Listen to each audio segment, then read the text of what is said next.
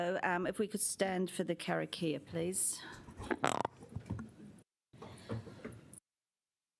Whakataka te hau ki te uru, whakataka te hau ki te tonga, kia mā kina ki uta, kia mā taratara ki tai, e he aki ana te atakura, he tio, he hoka, he hohu, ti ora. Well, welcome everyone to today's Finance and Performance Committee meeting, the last of the triennium. You'll be pleased to know in respect of fiscal responsibility, I haven't bought any of you any gifts. So, I know, it's fiscal responsibility. I've got to keep my budget. If you could let the either myself or the democracy advisor know if you intend to leave the meeting. And morning tea will be around about 10:30. We have arranged lunch, but I am hoping that we might well be finished either around that time or just before. Okay, so there's no apologies. So do we have to move a motion, do we? No. Okay, I call on members to declare any conflicts of interest that they may have in relation to the items on the agenda. No, there doesn't seem to be any. And we'll just move on to confirmation of minutes. I'll move the motion that we approve the minutes of the Finance and Performance Committee meeting held on the 18th of August 2022, having been circulated, and that they be taken as read and confirmed as an accurate record of that meeting. Do I have a seconder, please? Thank you, Councillor Foon. I'll now put that motion, which has been moved and seconded. Please vote.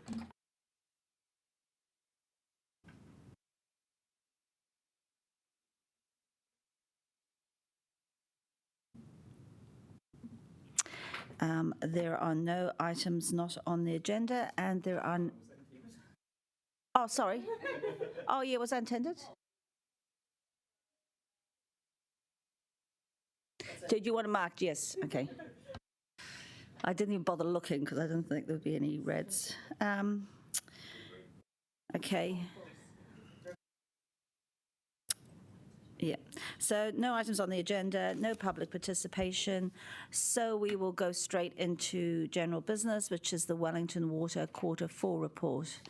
And we have Wellington Water here, I believe. Are our officers introducing it, or Wellington Water? Okay.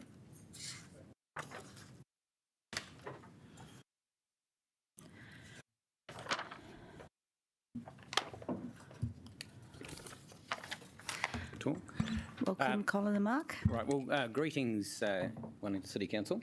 It's Colin Crampton and Mark Ford here to talk to the Q4 report. Just as a brief introduction, though, we delivered safe and water over the 21-22 year, safe water to all the customers.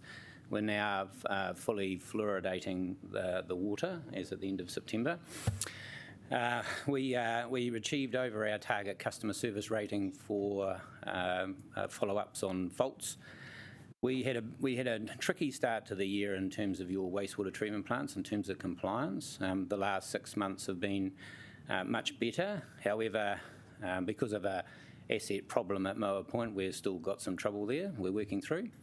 And we've delivered the capital program for the last financial year as planned. So over to questions. Councillor Young. So Colin, thank you. I've got a couple of questions. So I'm concerned that you have no reserves for unexpected events. I'm concerned that you have no reserves for unexpected events next year, bearing in mind unexpected events are part of your kind of way of life. Can anything be done? I mean, do you need to put an extra levy on councils, or? as you know, the council provides the funding for that, so it would have to be one of the city council people would have to answer that question. But I mean, are you going to request it? Well, the way we're operating is we've been allocated the funding for the year, and we're allowed to approach the council when we have an unexpected event and seek additional for funding from that. But that has to be cleared for each event, and so we treat it as we go. But like a teenage child relying on its parents. So then, Pūroro, there are expected to be additional costs because of COVID. Do you have any idea of what the additional costs might be? No, not on me today, I'm sorry. 1 million, 10 million? No, look, I honestly don't know. Okay. And then lastly, I mean, I have, so Mount Cook is in the Lambton ward. I'm a Lambton ward councillor. And in there you have the site for the proposed Chinese embassy. And of course there is that big stormwater pipe running underneath the embassy site. Mm-hmm. I gather there are no plans to move it. Do you know anything about that? Because the embassy won't want to build there if that pipe isn't moved. And I'm neutral. I don't think I'm, despite my surname, I've got no skin in the game. I don't have information on that, I'm sorry. Okay, thank you. Councillor Roche. Thanks. Hi, Colin. Sorry I can't be there with you today, but just a bit blocked up. But I did get a little bit excited when I saw in your report that there is something called the Strategic Asset Management Plan, which I have never seen. Can you please explain to me what that is and what does it do and how does it relate to what I would normally understand to be an asset management plan? Well, there's two roles. Council are the asset owner and funder of the services, and Wellington Water is the management services company that does the work on behalf of council. And so every LTP, like the 21-24 LTP, we provide advice to council around how we think you should invest, and we do that we offer 5 priority areas to invest in, and then we presented all of that information, and then you made funding decisions. That's all locked up in your long-term plan. So in terms of that's what I would call a strategic asset management plan, Sean. In other words, the level of investment you're doing to treat the outcomes of the future. And then that's supported by the detailed work we do around projects and activities to maintain the levels of service in your network, which I guess is the detail supporting that asset management plan. And we were asked at the last water committee by the mayor to provide an updated version of that, which we're on track to deliver by the end of September, which is only I'll look forward to that. I've got a few other questions, I suppose, if that's okay, Madam Chair. I don't know if there's any other people. There are, but go ahead. You're the water person, so it's good for you to ask these questions. Yep. Water guy. Yep. So, Colin, your report talks about there being a non-achievement in the rate of increase in gross water consumption per capita. Talks in paragraph B, this is page 11, due to a change in methodology and a malfunctioning flow meter at the Featherston Water Treatment Plant in early 2021, we are unable to report a result. So can you just unpack that a wee bit? First of all, have we replaced this flow meter?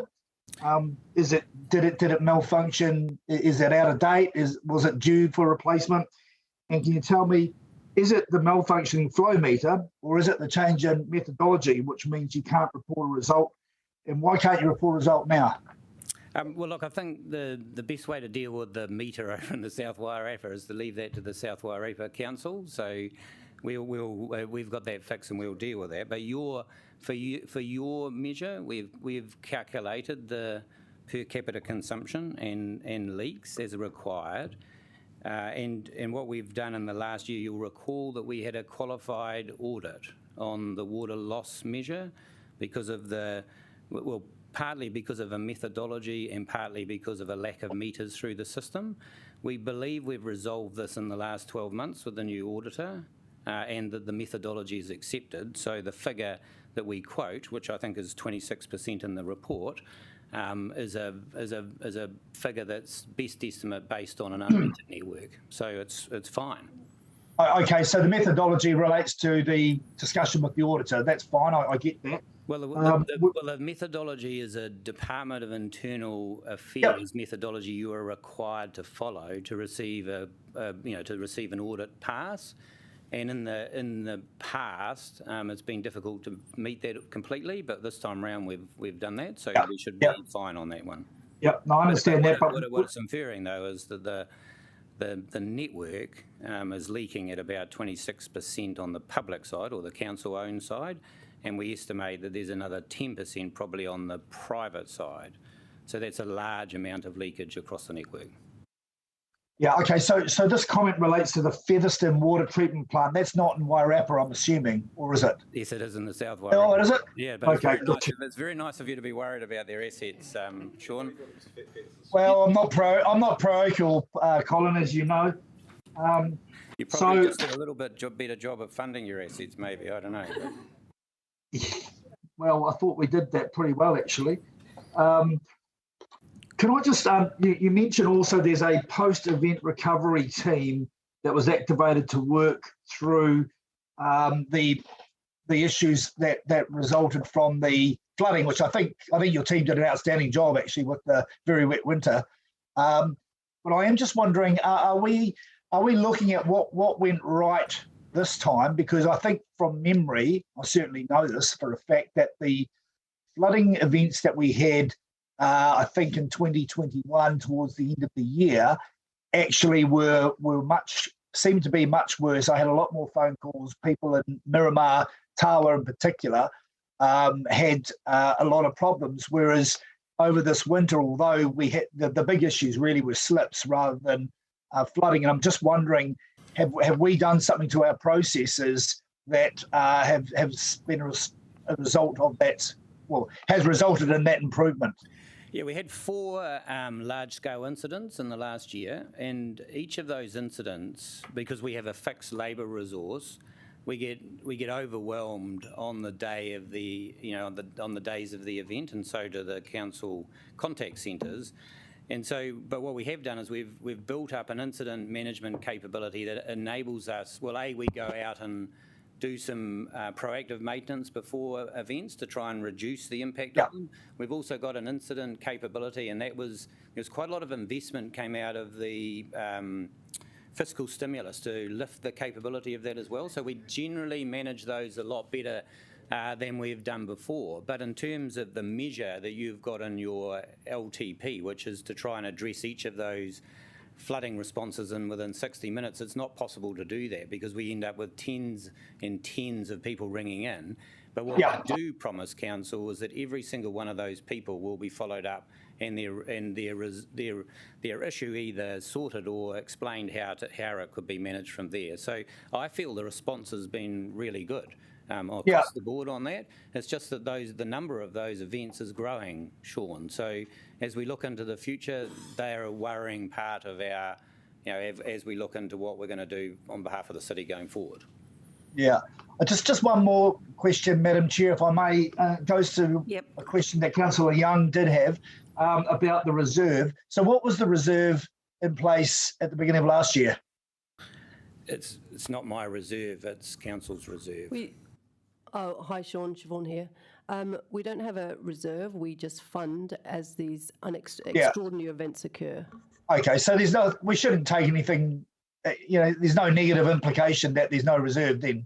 No. Yeah, okay, thanks. I do have some other questions, Madam Chair, but I'm conscious others might want to have a go. Okay, we'll go through the list and we'll come back to you. Thank you. Councillor Pennant. Thanks for coming in. Sorry, I didn't understand the underspend in stormwater. Why was there an underspend? Was there not enough work to do, or were you just prioritising spending? I'm not, in terms of, when you say an underspend, in terms of the capital or the OPEX? Page 12 is what it's, overspend in wastewater is largely offset by an underspend in stormwater. Sorry, that's our diligent paper, so I'm not sure what your...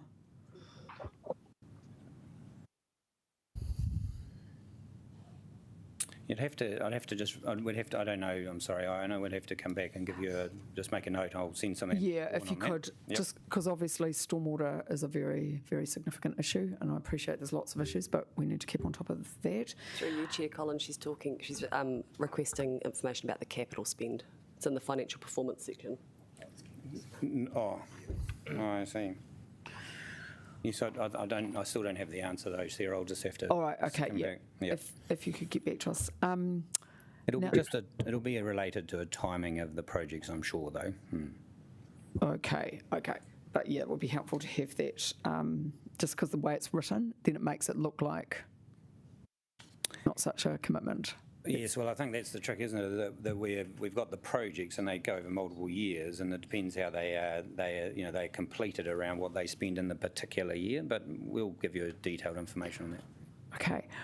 Around the leaks, thank you for sending me the report last night. Don't know about all my colleagues, but I'm getting a bit of anger from parts of my community because there are very obvious leaks, including the one along Oriental Parade where a lot of people from Wellington visit. So you've got this roving crew, and the report seems to be talking about sort of prioritising particularly urgent leaks. What I'm just trying to understand is what is going to be fixed, how much improvement are the public going to see, how are we going to communicate what's high priority and what's not such high priority, because essentially we're then going to go out in the summer and say, please conserve water, when we're actually one of the biggest wasters, council. We've known about the leaks for a long time. So just wonder, how are you going to explain what's going to be done, how much is going to be done, and when we're going to see real improvement? It's a very big question. I guess it starts based on the standard of the overall network, the drinking water network, and as council as asset owner and funder of that network, the level of renewals that we put into that network is what maintains its overall condition. And where we are today, we've got the assessment is there's 26% of the water delivered to the council system is lost in leaks, and probably another 10% to the private side. So that's almost a third, which is a large amount and reflects the quality of the infrastructure and the way it performs. What is worrying on top of that is since June, there's been between a 4 and 7% increase in leaks in the last 3 or 4 months. And so what Wellington Water is proposing to do on behalf of all councils is to concentrate into a dedicated team and really try and tackle that increase in leaks and bring them back to what we've had in the past. If we don't do that, then the interventions we need to make over summer, around the dry summer months, come forward. Like, as you say, restrictions to people, and if there's a really severe drought, having to manage that really carefully.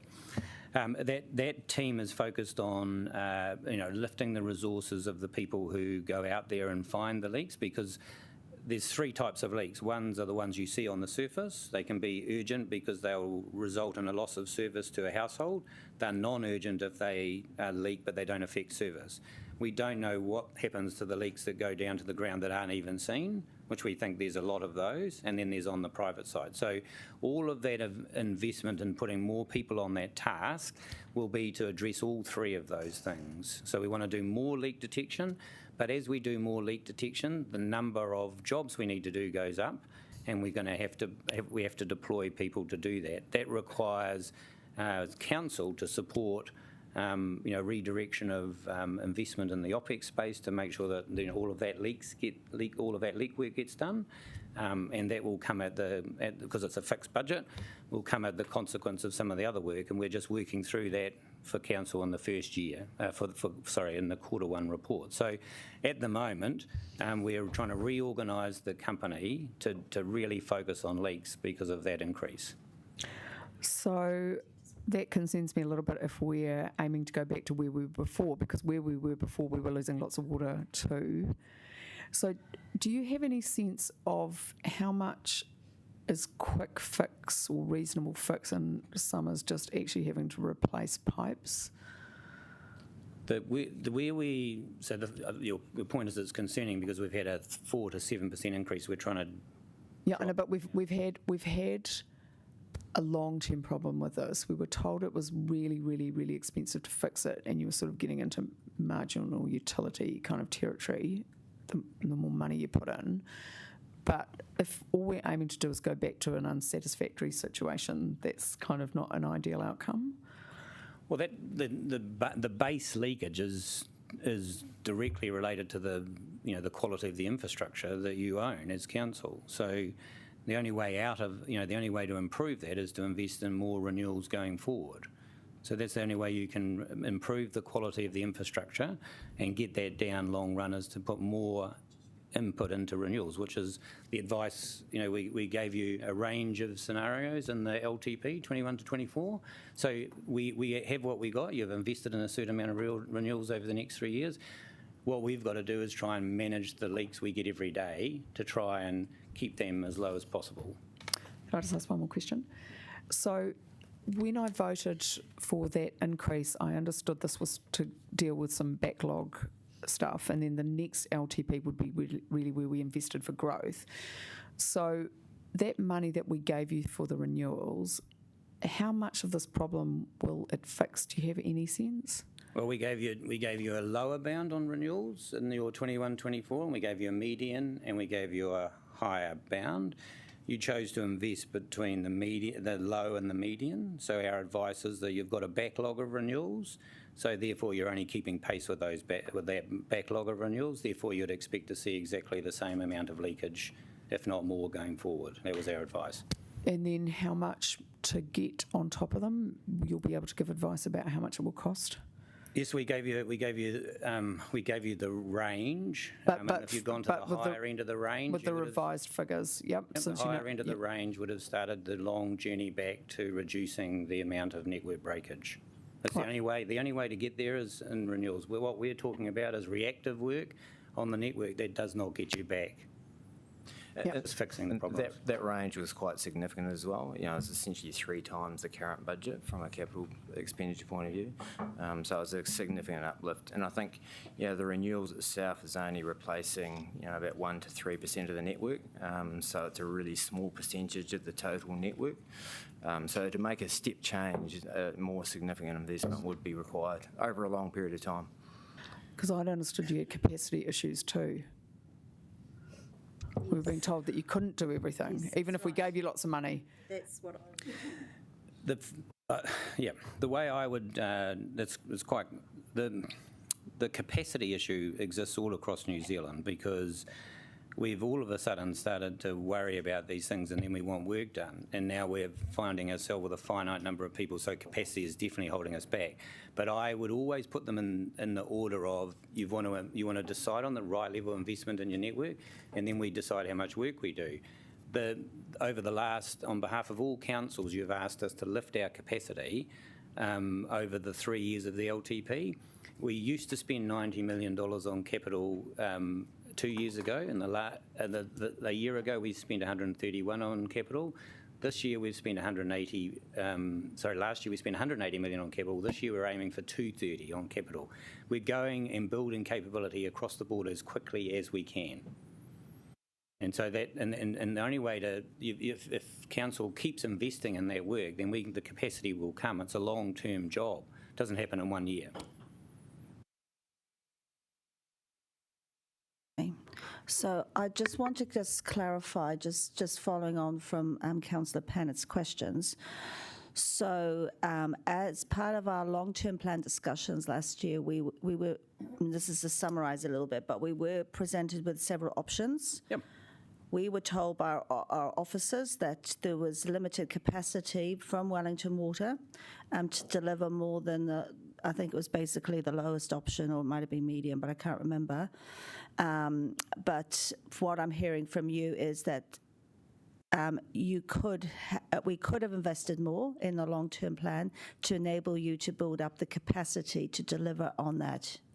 I'm saying that we were required, because you're the asset owner and the funder, Our job is to give you the advice. We gave you advice on the level of renewals funding that we thought a range between low, medium, and high. Gave you the consequences of those investments. That's our job, to give you the best professional advice. Council then has to decide what they invest in, and your council has to take into account affordability issues and all that sort of thing, and that's where you've ended. We've had, across the board though, everybody has lifted that level of investment. All councils who own Wellington Water have done that, and we're trying to build the capacity up to do more and more and more, because everybody needs to do more renewals, long run. Did Wellington City Council lift their investment in at the same level that the other councils in the territory did in their region? Wellington City lifted the renewals inside the LTP, above what they'd done in the past. But again, it came down to, did you want to go low, medium, or high? You chose between low and medium. So the other councils, did they go to the medium high, or did they just go in the same sort of level that we did? Two other councils had a significant lift in renewals as well, because they've got the same sort of issues, and that's what drives the bigger capital program. If you strip the large projects out of it, like Pūroro and other things like that, the base level renewals is what's going to drive the network back into better condition. That isn't lifted across the board, but it can be much more if we're going to get to the place where Iona's talking. Yeah, so that extra 100 million we had last year should have gone into probably our water. But anyway. So, Ms. Kelly. Thank you, Madam Chair. I must say that I'm a little bit disappointed when we read on page 10 that the dry weather sewage overflows is still reading that a target of 0 overflows remains unattainable, especially given the poor condition of network assets, because I thought that we had a conversation to try and address that, and some extra funding was targeted for that. But what my question really is when you talk about the standard, whereabouts do we find that standard? That there's a standard that 20 overflows per 1,000 connections each year is acceptable. Where do we find that? Well, that's a level of service that the council decides. You make that decision. So the DIA put these measures in place, and you put a target against them. The one that you were particularly pointing at is that you've chosen to have 0 overflows as a measure. But all we're just saying to you is that 0 overflows does not go with the network that's in the condition that the current network is. So we're just reminding you that at that network condition and the level of investment, you can't get 0. You can have that as an aspirational target, and we'll try and do our best to get it down as low as possible, but it won't be 0. But you're saying here, though, that this is even in dry weather. Yes, but that's because you get blockages and breaks that ends up with wastewater spilling onto public land, which is what the measure is saying you need. That's the measure you're targeting, and those happen regularly. So just to be clear, the standard that you're talking about, we're allowing or agreeing that 20 overflows per 1,000 connections per year. So just for clarity, you're telling me that that's a standard that council set. The DIA, if I understand your question correctly, I think you've got 2 measures going on. That if I just deal with the DIA is in Department of Internal Affairs has measures. Yep. So the number of dry weather overflows per annum, the one that's 0, that's a DIA measure that councils then put a target on. The council puts a target on, and what all we're reflecting. So his answer yes, because the question was, is that a standard that this council has set? A target. It's not that The 20, this council has set a target of 0. Yeah. The other councils in the region have a target of 20, which is what you're comparing it to in the report. So the 20 dry weather overflows per 1,000 connections is the target that the other councils in the Wellington Water area have agreed to, but Wellington City Council's target is 0. I see. Sorry. Thank you, because that was the clarity that I was looking for, because that's what I understood, that this council had agreed to a target of 0. So that's why I'm trying to find out where's your standard, where is it that we've agreed to 20? No, sorry, so your number is 0, yeah, my apologies, yeah. We've got a shit service. Councillor Foona. Oh, look, how are you? Kia ora, Colin. Thank you. There's been some swift work going on fixing a lot of leaks around Aotearoa, which is much appreciated and appreciated by the constituents. Thank you. Just in the report, you say 1,000 jobs have been closed. So the question I have is how many are open? And what's that rolling figure? Is there an average on that figure? I have to be really careful after not answering the last question well. I might find myself getting the page. Yeah. Page 13. The number of jobs that we closed a total of 940 open leak repairs. Is that the one you're yes. on? Yeah. I would have to come back and give you the total number. I just I don't know what the current one is right now. It's a great stat, but maybe if we could, that would give us in the quarterly a good rolling benchmark. That's what I was just thinking, because Siobhan has asked for more information to support the operational report, and that would be the backlog of repairs that are open would be an easy thing to add to that report. Yeah, great. To make sure that you get that every quarter. Yeah, it would give us a good benchmark and a sense check of progress. Great. A couple more questions. But just to reflect that though, yes. When I did look at that last night, the backlog is increasing, and we did have a really in quarter 3 is where that really comes on, because people see the leaks the most in quarter 3, and they're worried about water losses, so they tend to come in, and then there's been quite a drop off again in quarter 4. They go down naturally when it rains and the pavements are wet, but you get that sawtooth thing going on, where the numbers go up and then they drop over winter and then they come back up again. Right. So and that non-urgent list is increasing. Okay. Yep. That's the overview. Okay. The clarifier tank at Moa Point. Is there a timeline to have that fixed? I don't know exactly. I don't know if Siobhan knows, but I'm pretty sure it was related to the fact that the bearing that goes into that clarifier was really hard to get, and it's there's a big wait list, and we're hoping to have it in place by the end of the year, which is quite a long time to wait. But that's a reflection of the global situation we're in. These things are no longer sitting on the shelf, and we've done quite a bit of work to have backup equipment in place. But something like that is so specialised that you wouldn't normally do that. Okay. And so does that also relate to it seemed like there were a high amount of overflows, especially during the rainy season. Are they interlinked to that clarifier tank failure? Well, the plant's designed that when in a very heavy rainfall event it overflows anyway. We're consented to do that. Every time it does that, it does affect the biological process, but generally with 3 clarifiers up and running, we manage that all right. I think we've proven that over the last 6 months when it's back up and running all right. Okay, we'll keep an eye on that one. And if we can just get regular updates in the quarterly, that would be good too. Talking about the resourcing and the workforce, particularly with the transitioning to Three Waters. Yep. I mean, in terms of, I think questions were trying to be asked, how much is that a constraint for you? And is that something that keeps you awake at night in terms of being able to resource these roles along with the transitioning to Three Waters?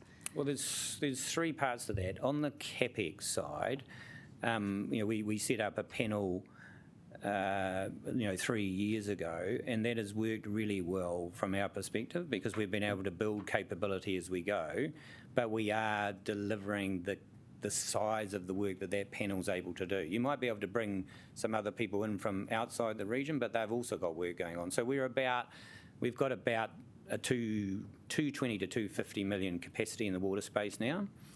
In the networks is where we're really struggling because we've pretty much tanked out all of the available people to work for Wellington Water, and we have a whole lot of subcontractors working for us around leaks, but that is a finite workforce, and that is probably the biggest worry we've got, especially as the volume of leaks are going up and the general work we have to do. we've got to find more people. And I was just talking to somebody, John, behind me, I think earlier, about our idea. We had that idea with the fiscal stimulus 2 years ago to invest in the workforce of the future, and by now we would have had 50 people graduating from that thing to come and work on our networks. I think that would have been perfect. So it was a great idea. We couldn't pull it off. Yeah. So, but we've done our second school leaver program. We're just starting another 16 into the workforce. There's a possibility of working with Ngāti Toa through the Polytech to try and get fast-track level 3 and level 4 water technicians going. There's lots of good ideas out there. It's just being able to commit to them and pushing people through, because if we don't start that now, in 2 years' time, there's just not going to be the people to do the work. Yeah. And it's, unfortunately, being a drainage technician or someone who works in our wastewater plants, they're not seen as that exciting, really, and yet they're the heroes of the world, aren't they, really? Yeah. Not sexy. Okay, so there's a bigger question there that involves central. Oh, sorry, and the third question, sorry, I didn't answer the other question. We've got an objective to try and transfer on your behalf all of the people in Wellington Water through into water reform on the assumption it carries on at its current program, right? And at the moment, I'd have to say, Laurie, well, that's going pretty well, really, because if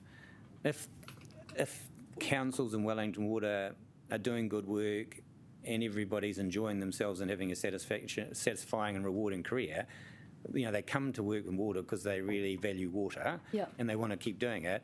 And so we're trying to hold all of those people to make sure that they move over in the next 18 months, and that's going pretty well. We've got turnover problems inside Wellington Water, like a lot of companies have, but on the whole, the majority of our core people are travelling okay towards that transition.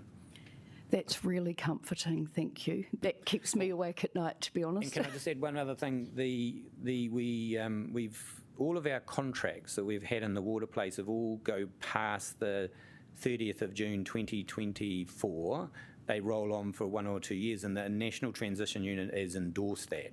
Great. So that all of the suppliers out there now know there's no risk of them finishing up, someone messing with their contract on 30 June. Yeah. And that is just so nice for those people to know that their work is carrying on, right? It's good practice. One more question. Through our district plan, we've got the Newtown area and Adelaide Road particularly designated for intensification, but I couldn't see any forward-looking plan that recognises that in your work. Is that in your forward planning? Well, we can report on that easy enough. Yeah. I'd be very happy to do that if that's the question. That would be great, thank you. Just make a note of that as well. Thank you, Chair. Thank you, Mayor Foster. Yeah, the first question is just in terms of the customer service response. So when I have asked you that before, you've pointed me to the website and I've seen all the map there with all the open, closed, etc., which is good. What it doesn't tell me is when things are going to be fixed, so that a person who's called something and says, hey, there's a leak, it's that ability to be able to say to them, yeah, this one's going to take a while. The reason it's going to take a while is low priority or there's a complexity there or whatever. How are we going with actually making sure that we actually keep people, because if people know what's going to happen, they're much happier with... Yeah, I might have to sit down with you and lock you into a leak where if you text in and connect in by a text, then we give you regular updates on that. Yeah, I did try. I did have a go at that as well. I'm not sure that should follow through on that. But so what you're telling me is that if a person calls in a leak, that you will be able to say, hey, yes, we're going to keep you in touch with what's happening there. It will be fixed in 2 months' time because, or it'll be fixed next week because. Yep. And so we have our measure. The measure in our statement of intent is the customer satisfaction rating, which we try and have above 70%. And I think we closed out at 72. 72, yeah. 72 for the year. And we ring, I can't remember, is it how many people? Is it 100 a month, is it maybe, something? And the consistent feedback is always transparency and keeping us up to date with change. So that's the point you're making. Yeah, exactly right. That's the challenge that we still have, and we're trying our very best to do that all the time. But on the whole, they're reasonably satisfied. Okay, cool. No, thank you. Well, I'd like to walk through that Second one is, you mentioned 26% public loss and 10% private loss in terms of water leak. Does that accumulate to 36, or is it an average between the 36. So that when Iona asked me a question, and I was just giving her the information that's going to the water committee. The problem is that it's very hard to see in the way we report that there's a 10% private loss. And in some of the problems we have in the network, where some, in fact, councils call in and we go out, it's actually a private side issue. It's not a public issue, and it's the job of the private person to fix that. So I think what we've got to do in this next stage of concentrated work is be more proactive around, trying to find those leaks and educating people that it's their job to fix those, and try and reduce that as well as on the public side. So the combination of both of those is what we're focusing on. And we're always going to find that difficult to know where the private leaks are without metering, aren't we? Well, or can you do it without the flow acoustic? Well, that sort of stuff, that's right. So, meters would save a lot of our problems, wouldn't they? But at the moment, we go around and we stick a listening device onto your, in your Toby, and we listen to see if you've got a leak on your property. Okay, cool. And we're just going to do a lot more of that. And I guess in the paper we've given you, we're asking your support to help us, with the public to get those leaks fixed, because sometimes they're not fixed as quickly as we would like. Yeah, okay. On page 13, you've got the bit there. So we closed 940 open leaks, which you've already heard, reduced the backlog, but then you said response times for non-urgent jobs are continuing to increase at a significant rate. We haven't, where do we say we've... This is on page 13. Yeah, so that's the annual... Can you just reconcile those? Yeah, that's the annual process, though, in quarter four, where in quarter four, the leaks, the backlog starts to go down, because the number of people calling in. Okay, so that's what you explained. That's what you explained before. But we're already on the up again. Okay. Yeah. Okay. And cool. so, and the worst period is quarter three, because of the point someone else was making. If you value water and you see it leaking, you just ring up even more. Yeah. Aggressively. Cool. Can you just give us three other questions? First of all, can you just give us a quick update on the training schools that you got a number of? When you mentioned the bid for the COVID response, but which the government sort of not support, but you have got more people coming in over time. And is that a different regime? Because it sounds like it's quicker. Yeah, there was the original proposal, which was a comprehensive system-wide approach to train people to bring them into water business, which we didn't move on. We're still toying around with the idea, particularly with Ngāti Toa, about could we do some partnership through Polytech to get those level 3 and level 4 qualifications, which are the people you need out there on the network to do the fixing. They've got to have that capability, and then to try and address the people, just not enough people coming into the sector. That's the school leaver program. So if you've left school and you've got the right attitude, we will pick 16 of you every 6 months and put you into the business. And I don't mean just Wellington Water, I mean the entire water business. And we will put you into that training program and try and work you through to be a future water technician. Okay, and the first one of those has happened, and you're about to do the second one now. Yeah, we pushed. 16 people were selected the first time. I think we had 1 or 2 drop out, and the other 14 are now well and truly on their way. Good. And now we've just selected another 16.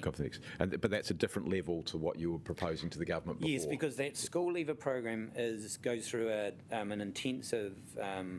Is it 6 weeks or 8 weeks of learning everything about water to see if you want to do it, and then you go into the business and you begin the long journey of the 3 or 4 years to become qualified. Yeah. Whereas the other one we'd come up with was fast tracking that over a 2-year period. Okay, cool. And just my point, there are some issues around capacity overall. It's not just related to the existing clarifier. Is that right? I know there's some work being done on that. Can you just sort of? Well, I think as part of the... Yeah, I can answer that, Andy. So as part of the sludge project, we've had a study done by Stantec. They have concluded that study. We're just awaiting the final report so that we can send that through, a summary through. The good news is there is no immediate capacity issues, so there is sufficient capacity in there for the next 10 or 15 years. Very helpful. So, yeah. Good news. Okay, and... I think that's probably all that I needed to cover. Add to that, because that's fantastic to hear. The difficulty going forward with the wastewater treatment plants, and Siobhan and I have had a bit of a chat a few months about this, is that we've got I think I've explained this to council before, that in the past, I think we've just been on the, we're just on the other side of complying all the time. And, as growth has occurred, we've had a 5% growth, and standards, the GWRC are really enforcing their standards. We've got to think more about how we create a buffer in that model so that we're always compliant. We don't fall into every now and then not being compliant. That's sort of been the history. So I think we've got to think differently about how we manage those plants to make sure that, that they're always compliant with enough buffer to allow something to come back and something to go wrong. When something goes wrong, we tend to fall into non-compliance, which is not the best way to be running them anymore.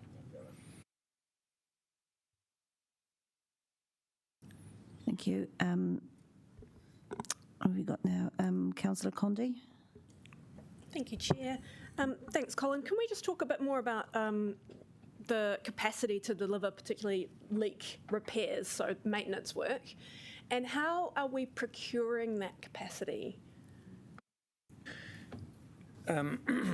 So what we did 3 years ago was and when all the 6 councils came together, we had about sort of maybe 60 to 70 people inside Wellington Water who did own forces work. And so we had a choice then to either try and go all in-house for all of that or to outsource it completely. After a good round of discussion, we decided to form an alliance with a private sector party to do that, and that was Fulton Hogan, and so that's what we call our customer operations group. So our target objective there is to have 50% of that customer operation group Wellington Water employees and 50% from Fulton Hogan. When the idea would be to build that resource up so it's fully able to do all of the work, Councillor, but at the moment we can't, so then we have to subcontract work out to small firms to supplement that resource. So we do a combination of payment through the alliance and then subcontract the balance. Thanks, Colin. And in terms of the ways to procure these sorts of things, is that kind of alliance model and having to subcontract, is that relatively expensive to do it that way? I mean, it secures us capacity, which is important, but is it relatively expensive? Well, compared to those people being inside the customer operations group and working for us, yes, you're paying a higher margin for that, and we because we don't have those people, we have to do that.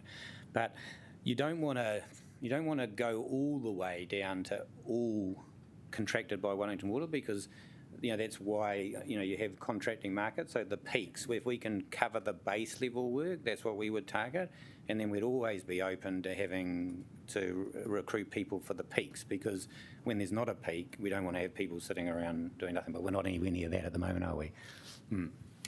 Yeah, I guess I just meant in terms of an alliance model versus a panel or other ways of procuring. An alliance is it secures capacity, which is very important, but it does it often at a slight premium for cost. Is that correct? Well, that's a moot point, I think, in my opinion. The reason we went to alliance was to lift standards as well. So lift health and safety standards, build capacity in our systems with the Maximo systems, collect the right data. If you go back 2 years ago when we were outsourcing, I came in here and you gave me a massively hard time about the inability to demonstrate we were meeting the compliance times. We can do that in our sleep now through a much better system. So and the incident management has all of those lifts and standards to deliver better service was what we were hunting. You can't get that through a traditional competitive tender where you try and put a scope on the ground. And because it's an open book and it's a set margin, and we've tested that margin against New Zealand, we did a review at the end of last year, the margins at the bottom end of that range, we're pretty happy that we're giving good value for money out of that at a holistic level. That's great. And then I guess my question is what you were saying before is that essentially the leak and maintenance is a finite workforce, and that through the alliance model we've procured as much of that workforce as you think that we can? Well, the problem we've got now is that, yes, the answer to that is yes, but how do we try and get the wings coming in a bit. Does that make sense? How can we find other people around? And there's been a little bit of a drift back to us because the economy is starting to ease off a bit. So we've had a firm the other day, for example, came who can look ahead and say, we do base drainage for land development. It looks like it's drying off. Could we retrain and do leaks for you? Well, absolutely. So, so if we have more of that, Jenny, we'll be better off. But you are quite right in defining it as a finite resource that's slowly growing. Does that make sense? You are correct in that. Yeah, that's great. And I guess then it's really just, can you kind of keep us in the loop about how that workforce capacity is growing? Because I think there's clearly an appetite at this table that we want to fund as much maintenance as you can deliver, but there's no point taking rates money off of people if we can't spend it. So that's the balance that we're trying to find. Okay, I get it. So we've got to try and find a way of expressing a capacity. Is that what you're saying? Right, in our quarterly reports.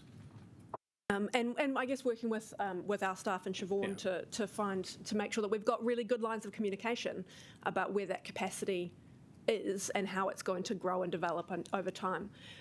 Because rates are already very high. The last thing we want to do is be asking people to pay us money that you're not going to be able to use to actually deliver on water maintenance. So that's the connection I think that we really need to make between our officers and your staff, is making sure that we have a really good grasp on capacity in that leak detection area.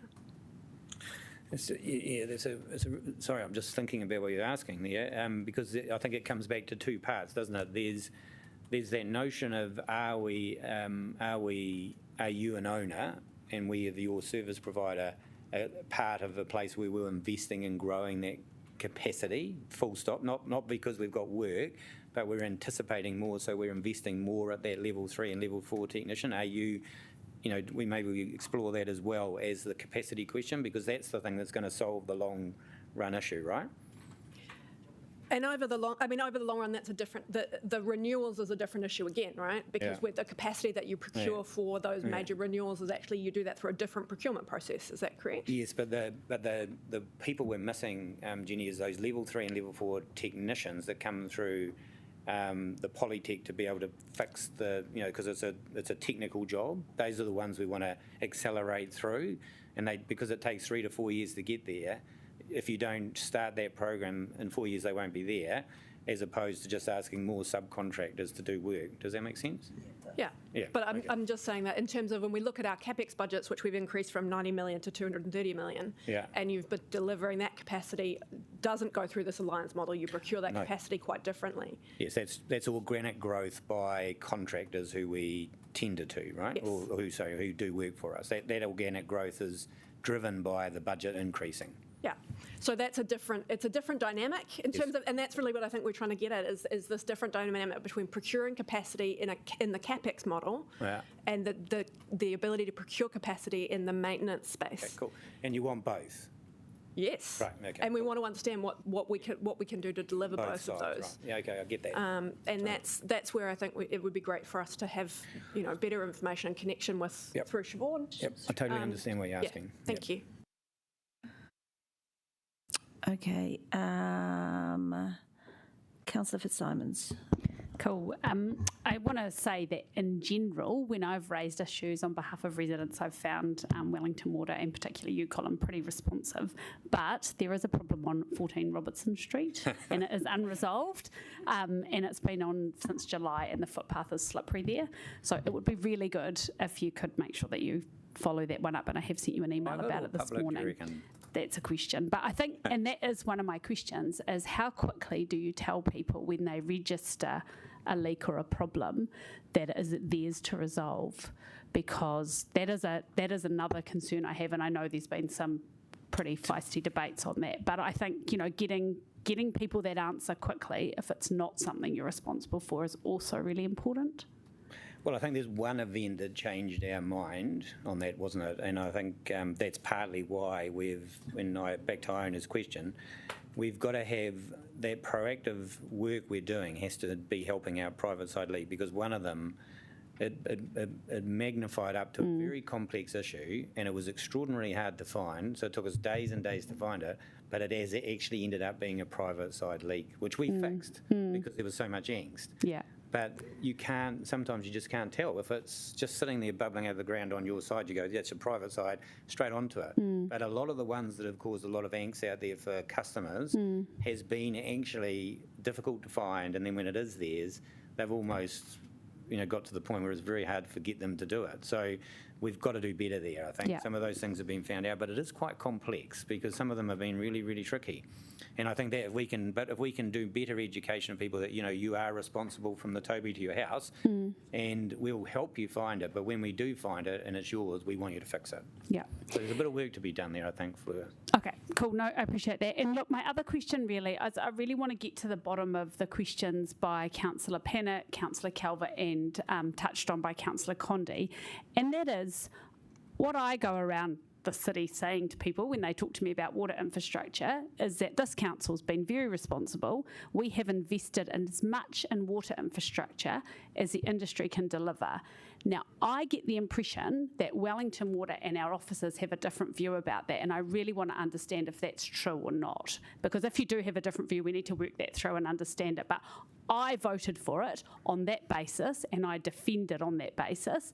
Is that correct from both the Wellington Water side and the council side? Is that your view of the position? I don't know who wants to go first.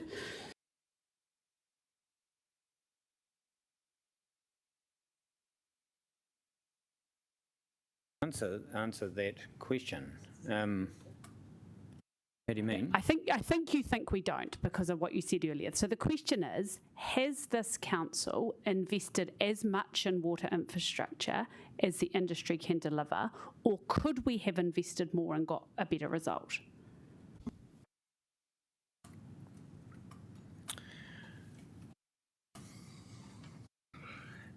It's a very tricky question because I can only come back to the two parts really, and the first part is the advice about what was needed to reduce the backlog of renewals, and if we didn't invest at the high end of that range to bring that back, then we would continue to see the faults and issues we're having, and that was our recommendation. You needed to decide on that. In terms of the decision around where to put that funding, in terms of a capacity of the market, there's an affordability issue for council, but there's also a capacity issue. I accept that, but in terms of I guess the answer to that in my mind is you had to invest to enable it to grow, and that's exactly what we've done across the region. We're putting another 40 to 50 million in every year, and that's what we should have been doing. So from a Wellington City Council officer perspective, the decision you made in the LTP also said that we're recommending option 2, which is what we called an enhanced investment option, but that each year through the annual plan process or as requested, we would increase investment based on advice and information from Wellington Water, and you have also done that. So every request from Wellington Water that has come through, you've accepted and you've invested more. So your base level of investment in the LTP was this, and you've increased that as and when that has been requested. So unless Siobhan wants to add anything else. Well, I just want to know from an officer perspective, is my statement correct? Colin said from his perspective it's not, but from an officer perspective, is it?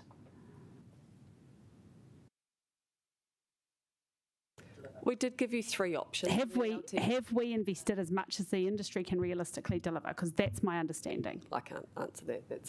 That would be advice we would take from our trusted advisor. Look, and I think, Councillor Fitzsimons, I think you're getting to the heart of what a number of us have been concerned with some time, even going back to the last LTP conversation.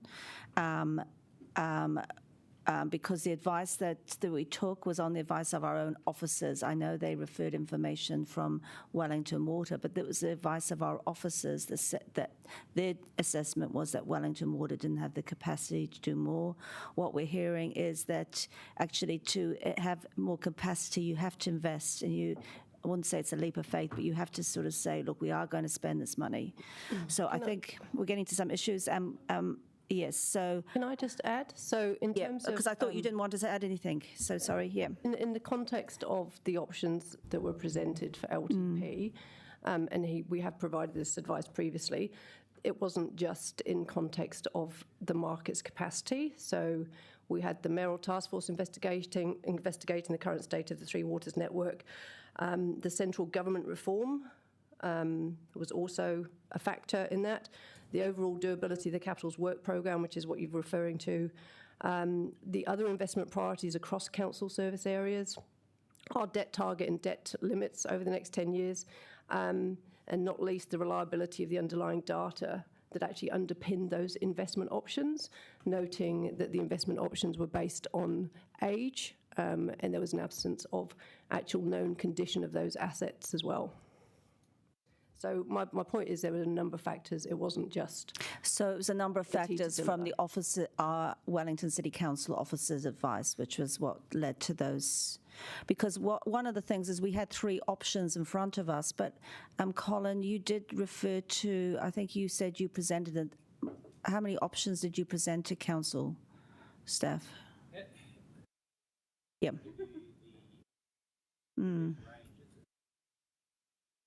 Oops, sorry, was to give you options. But you're the asset owner and funder. You have to address the affordability issue. So we give you the best advice. You have to make the decision. We try and give you the range of options that help you make that decision. So how many options can you recall how many options you gave us? I think we gave you an upper and a lower bound and a median for every strategic priority in the long-term plan. Right, so basically 3 options. Well, it was spectrum, I suppose. Okay. All right. Okay, thank you. All right, so we have Deputy Mayor Free. Yes, so thank you for those, like that last question from you, Councillor Fitzsimons, because I was kind of trying to drill down into this a little bit myself. But I do notice, Colin, that looking at what's actually been spent versus what's been budgeted to be spent in both the CapEx and the OpEx, actually, I think it looks as if you have struggled to deliver because it's underspent.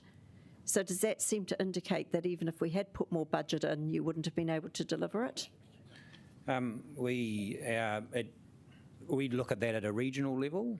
So our target was, so you're getting the Wellington City Council level. That's right. Our target was median of 160 million last year, and we delivered 178 across the entire region. Yes, but we're talking about if we at Wellington City Council had put more money into your pot, would you have actually been able to do better for us in terms of fixing leaks? And it seems that you have not spent our CapEx or our OpEx in full. The CapEx was 3% underspend, is what you're referring to. Yeah. So we did 68 million, whatever it is, and I can't remember exactly. So we're 3% under, is the point you're making. But I was letting you know that at a regional level, we grew from 131 to 178 in the last financial year. We added $47 million of additional volume, including inflationary effects. So we've grown substantially. Okay. Across the region. So the point you're making is that if I start it, the whole region wanted $600 million worth of work done in the last 3 years. We said we would aim, because we were coming off a 130 million expenditure, so we said we'd try and do 160 in year 1, 200 in year 2, 240 in year 3 for the entire region. That's the only way to organically grow the capacity through the market, and we're right on track for that. So is it your opinion now that if we were to be more ambitious about resolving some of this stuff more quickly, the leaks and what have you, and we did put more money in, that you would have the capacity to deliver for Wellington City Council? If you don't mind me saying, Councillor, you're asking me both an OpEx and a CapEx question. I think we've if you prefer to deal with them separately, that's fine. Because I think Jenny, the OpEx one we've pretty answered that. There's trouble there and we're going to grow it. On the CapEx side, we are organically growing to meet the current budget line. And if you were to say, if that was to be steepened further, could we do that again? We'd have to go and have a think about that. Okay, so moving away from that one, I just wanted to ask about the human health mitigation project, because I see, I know that we had a problem with our fresh water and E. coli and... Yes, but, yeah. Yeah.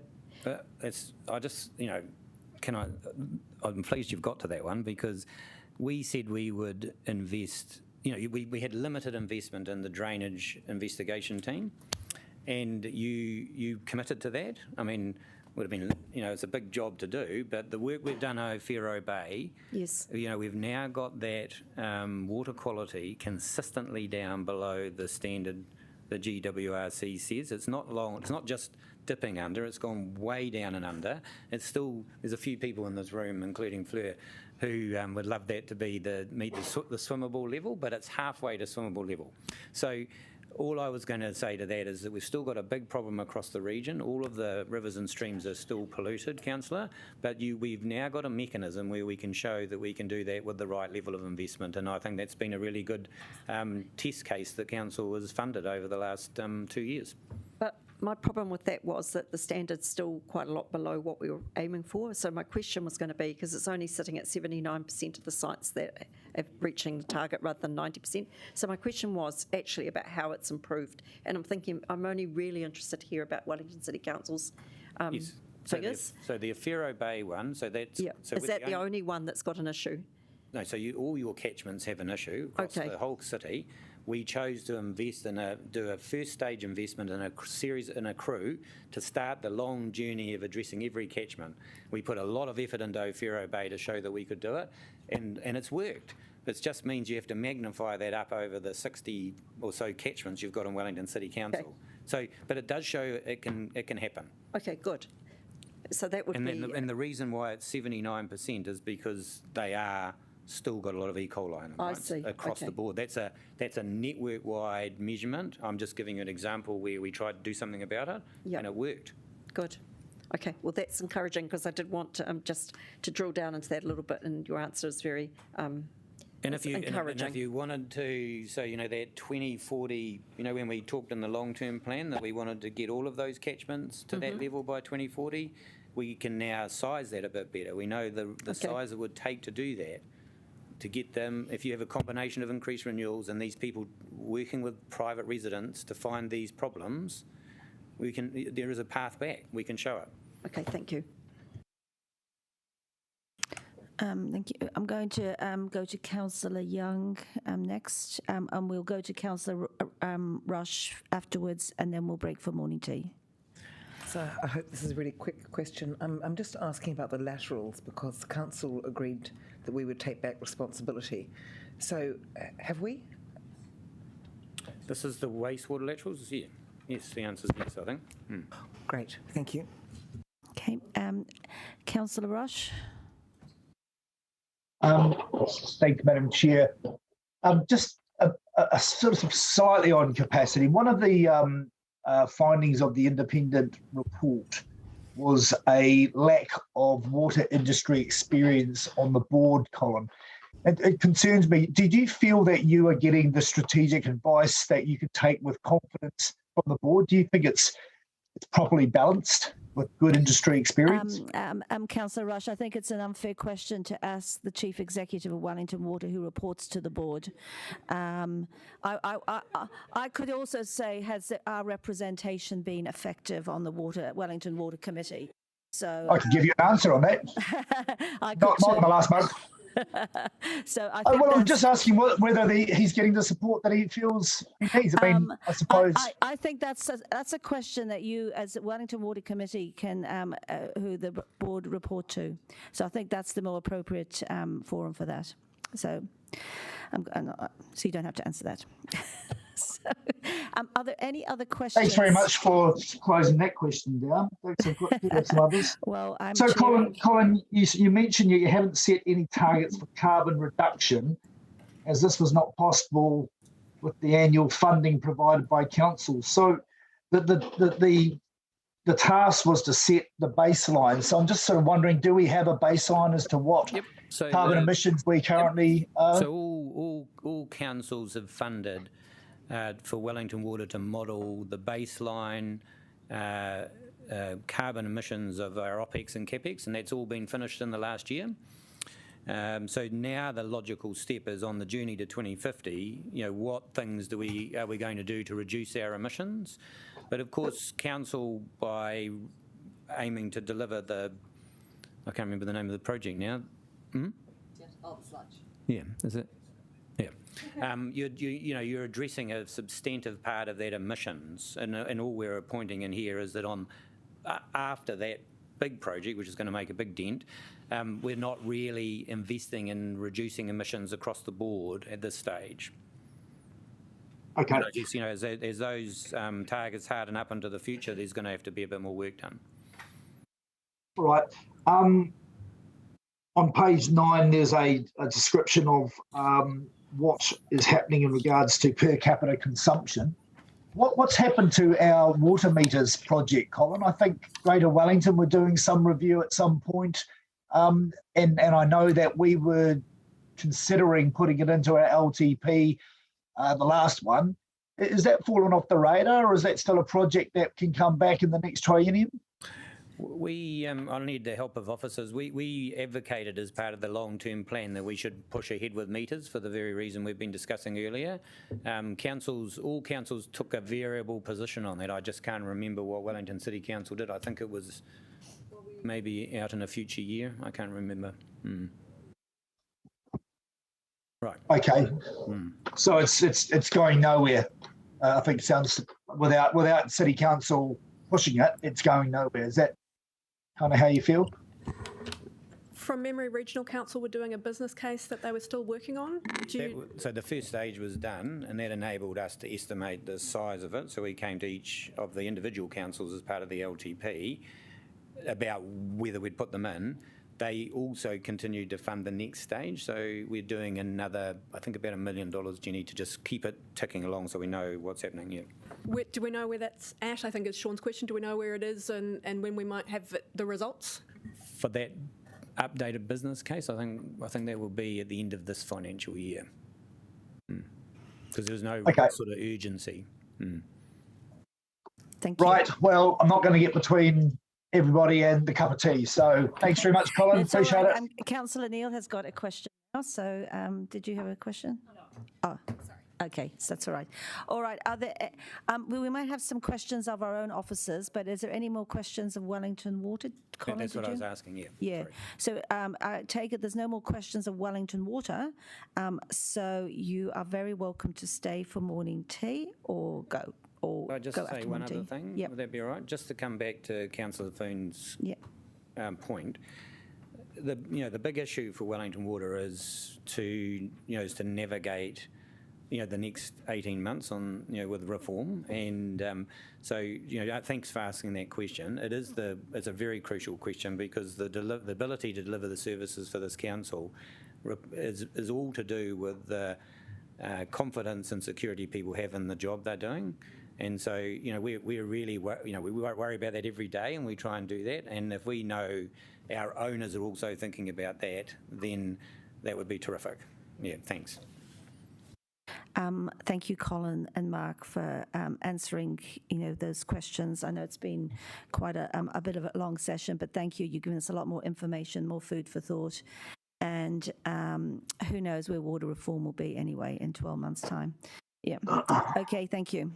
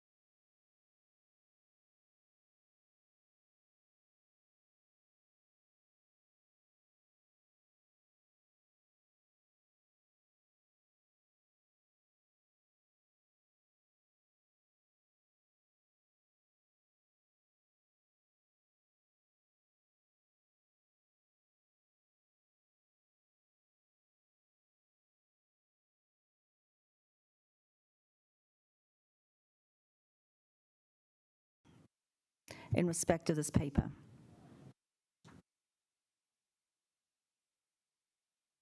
Yep, well, we'll take the, and that can include the amendment. So we'll take questions of who's going to be. Yeah. We're going to do it. Okay.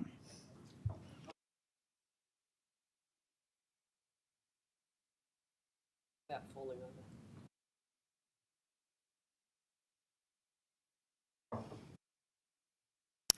Sorry, so we had, I saw hands going up, so I had, just before, I had Councillor Condé, who else had a hand up to ask questions? No one else at the stage? Councillor Rush. Okay, Councillor Pannett? Yeah. We'll let Siobhan do the introduction and then, yeah. Okay, welcome Ms Proctor, and over to you.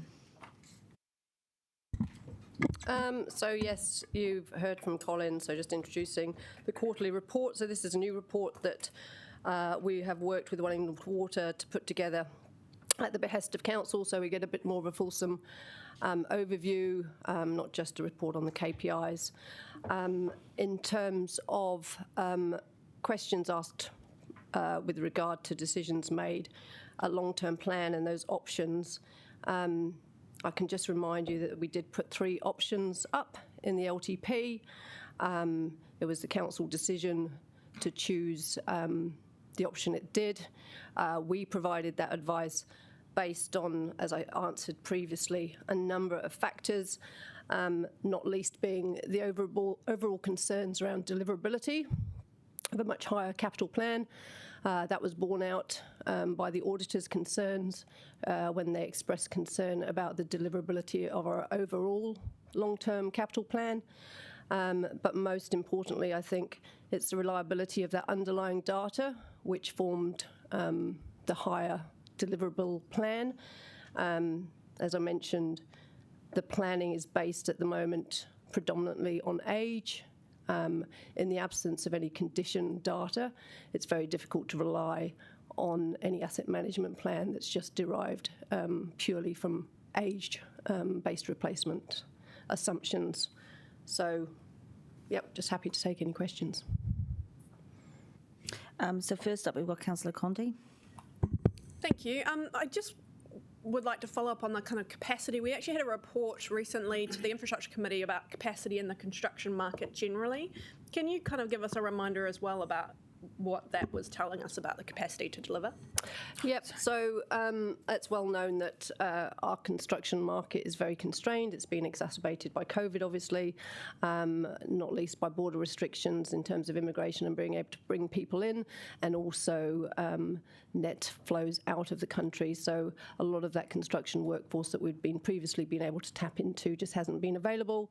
Obviously, we're hoping that that's going to pick up now that those border restrictions have been lifted, but it will take some time to get back to where we were pre-COVID.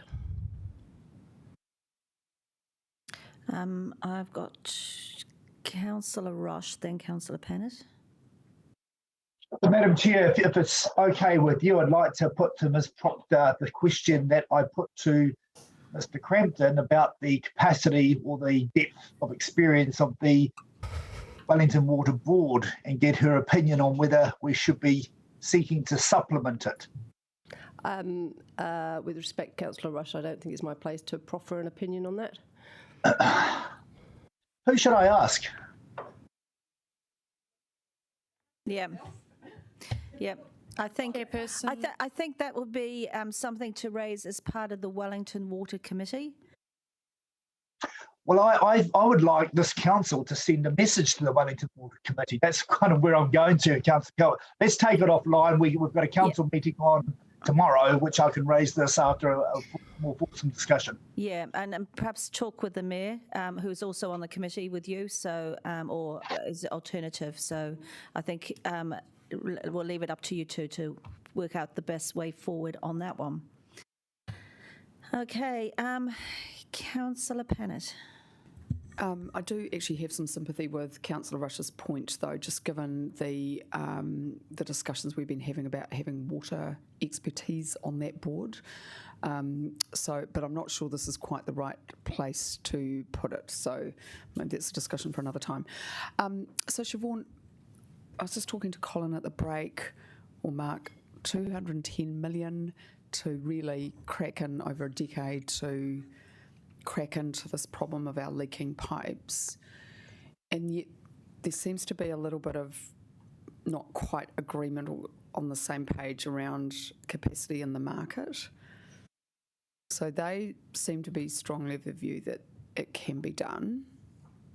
And it would be a lovely message to be able to send to people that we will sort it, because we're prepared to give them whatever money they want, right?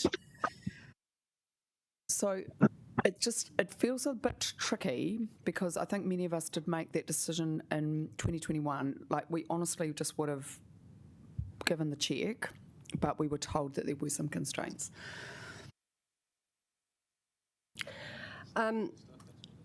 So, as I mentioned before, the advice was premised on a number of factors, not just construction capacity.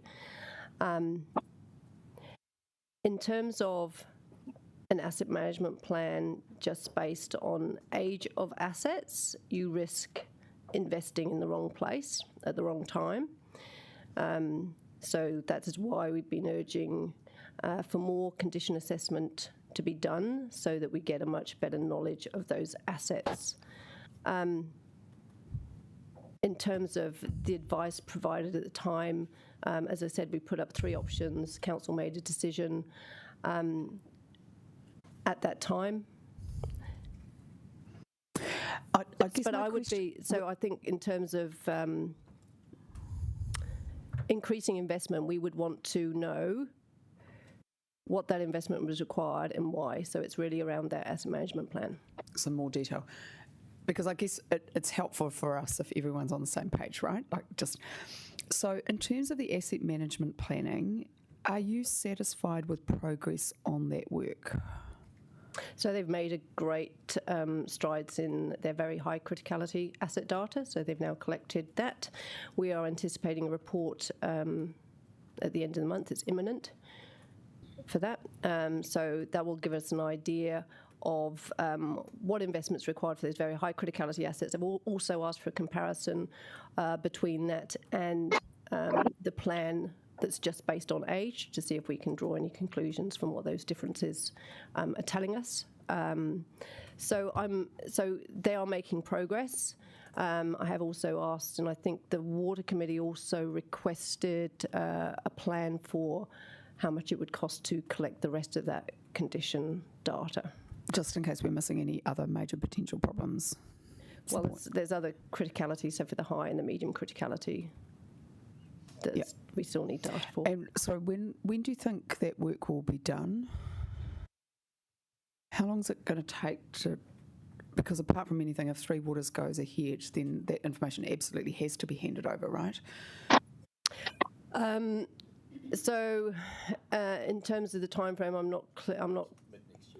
Well, it's mid next year for them to be delivering their first plan to Entity C. So they're working on that timeframe at the moment. So they're bringing forward all of their planning that they would have been doing for the long-term plan to deliver into the NTU timeframes. Okay. All right. Thank you. Can I just ask another question? Stormwater. There was a point where I was trying to put quite a lot of money into it, because it does create problems if it's not well attended to. Are you confident that this is more a timing issue rather than a not adequate level of investment? I'd need to look into that. Okay, that'd be good. Thanks.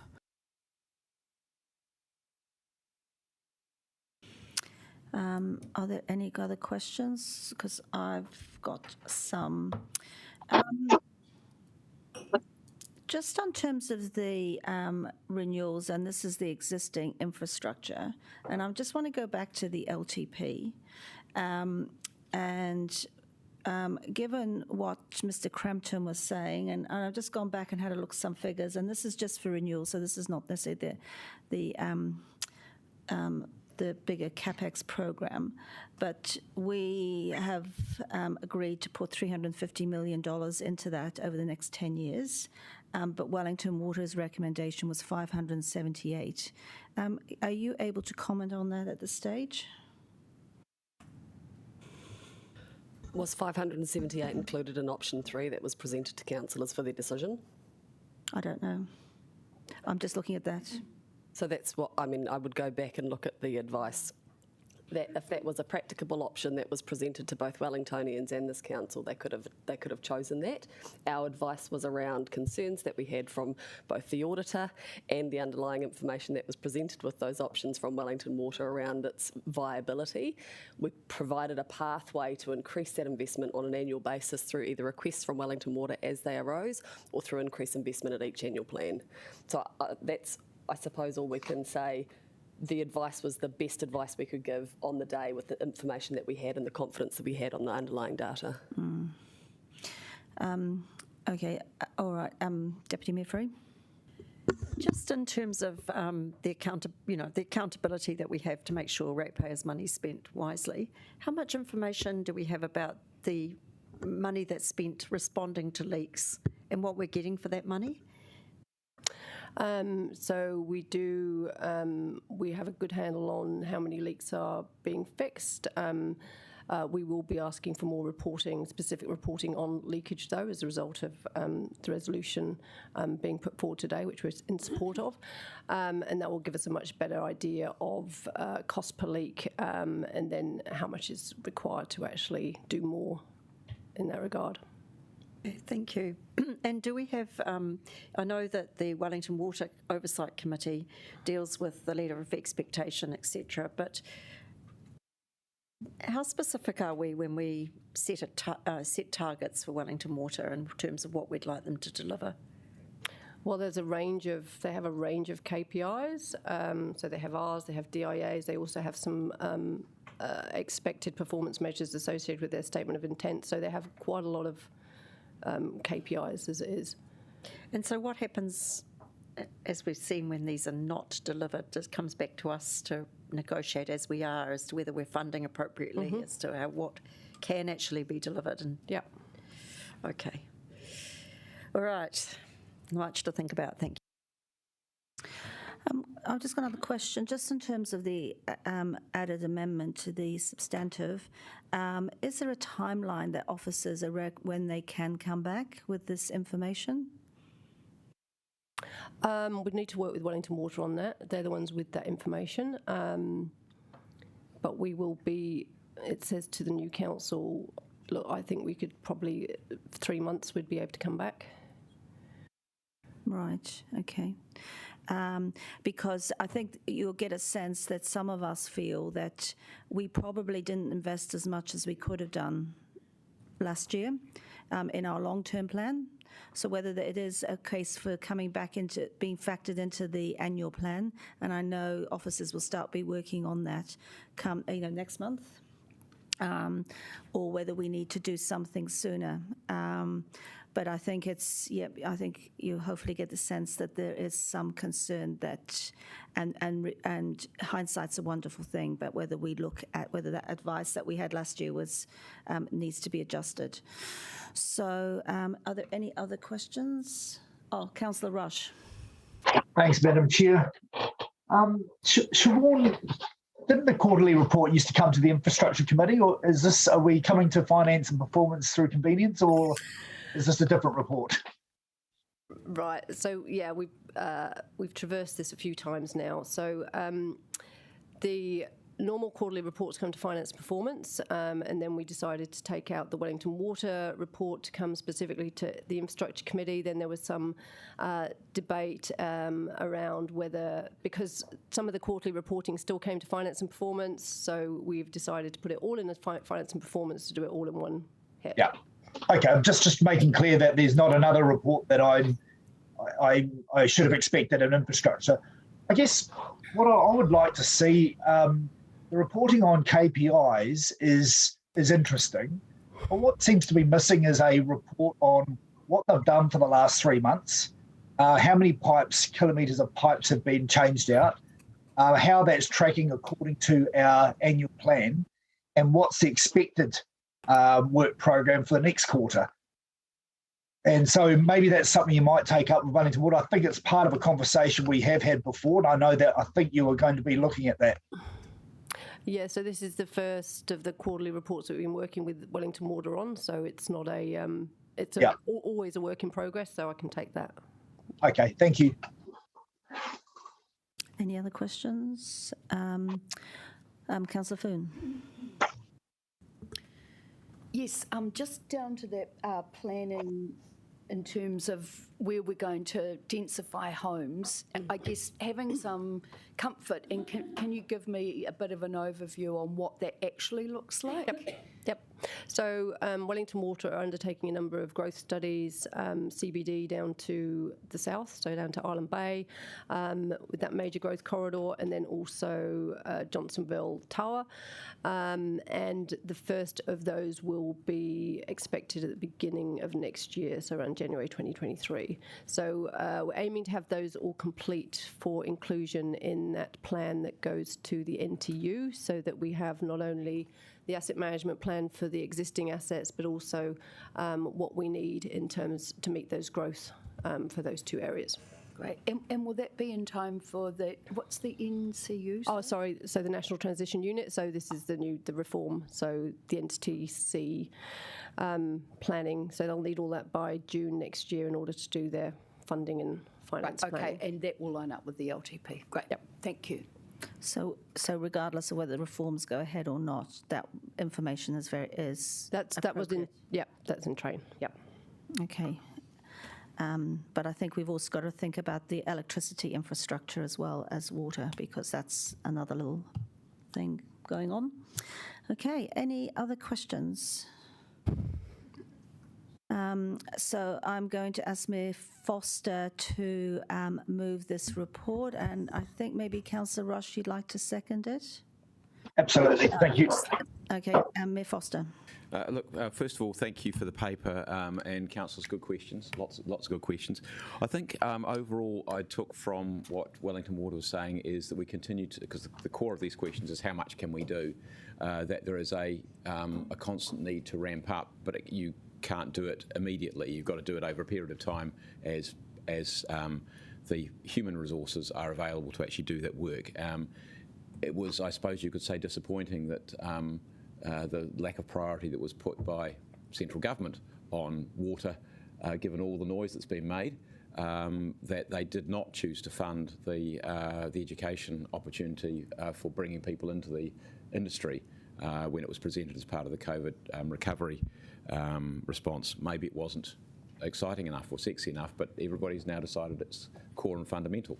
So I think clearly a missed opportunity there. And as Colin said, those people, had they been brought on, had that been set up and those people brought on, those people would have been graduating now and they would have been going straight into the industry. Nevertheless, Wellington Water is clearly doing work, as you heard, around the school lever and the sort of polytech approach of getting more people into the industry, and that's what needs to happen, because ultimately it doesn't matter what the structure is you've got, 3 waters, 2 waters, 6 waters, whatever, you still need people to do the job. Yeah, look, I'm being slightly flippant. I'm just saying restructuring does not get pipes built or fixed. It is people that are needed on the ground. The point that was made by the Chief Infrastructure Officer around condition data, that's really, really essential, because it's not just about knowing where things are not in good shape and they need to be fixed. It's also knowing where things are in good shape so you don't pull them out of the ground and spend money that you don't need to spend. And that's really important, because at the moment we tend to do things on an age basis. Now just imagine if we did that to ourselves. That would not be a very pretty picture. So you don't want to pull a pipe out of the ground just because you say it's 100 years old, and you pull it out of the ground and you go, oh gosh, it's in really good nick. That could have lasted for another 30 or 40 years. That's not, that's just wasting money. So we've got to have really good condition data. And I think once we've got really good condition data, then that will help us with actually working out what the depreciation levels should be. Because at the moment it's a little bit of a, here's the number which we've been working on forever, and that we think that might be right, but in fact we don't know. And so that could mean that depreciation levels are greater, or the depreciation levels are less. I did, having joined the Water Committee, the Wellington Water Committee, over the last couple of meetings, and being a bit demanding, one of the things I did say is, look, I want to see the time frame for that asset management plan, because we need to have that, and that asset management plan includes condition assessment, and therefore the amount that we need to invest in terms of renewals. It also includes that, there was a question there asked about growth. And what's really good there, and thanks Siobhan for the answer there, is that we said that where we wanted to focus our growth was in Tahua, Johnsonville, and along that mass transit corridor from the CBD to the south coast. And that's about us doing things in an integrated way. So we've got transport, urban planning, and infrastructure all working in tandem. And I've been very, very keen to see and pushing Wellington Water to make sure that we actually get that advice. So looking forward to seeing that. In terms of other things that were raised in the discussion there, look, I will deal with this one briefly. The issue has been raised certainly by Councillor Rush around the makeup of the board. That is definitely a question for governance, not for management to answer. But I can say that I've raised that at the Wellington Water table, and the point has been noted and is going to be taken on board. So there was the expectation we wouldn't need anybody else for the board going through to water reform, but I think that is being rethought. We've got one person on it already, but I think there is very much a look at, we're going to have another look at whether anybody else needs to be brought on. And look, the final thing is to say this is a journey. We are, I think probably you could say across the country there has been an underinvestment in infrastructure, not just water, electricity, schools, roads. So we're not the only ones to blame, and people who maybe over there on the hill who might point the finger at us probably need to look at in the mirror as well for some of the asset management the government doesn't do.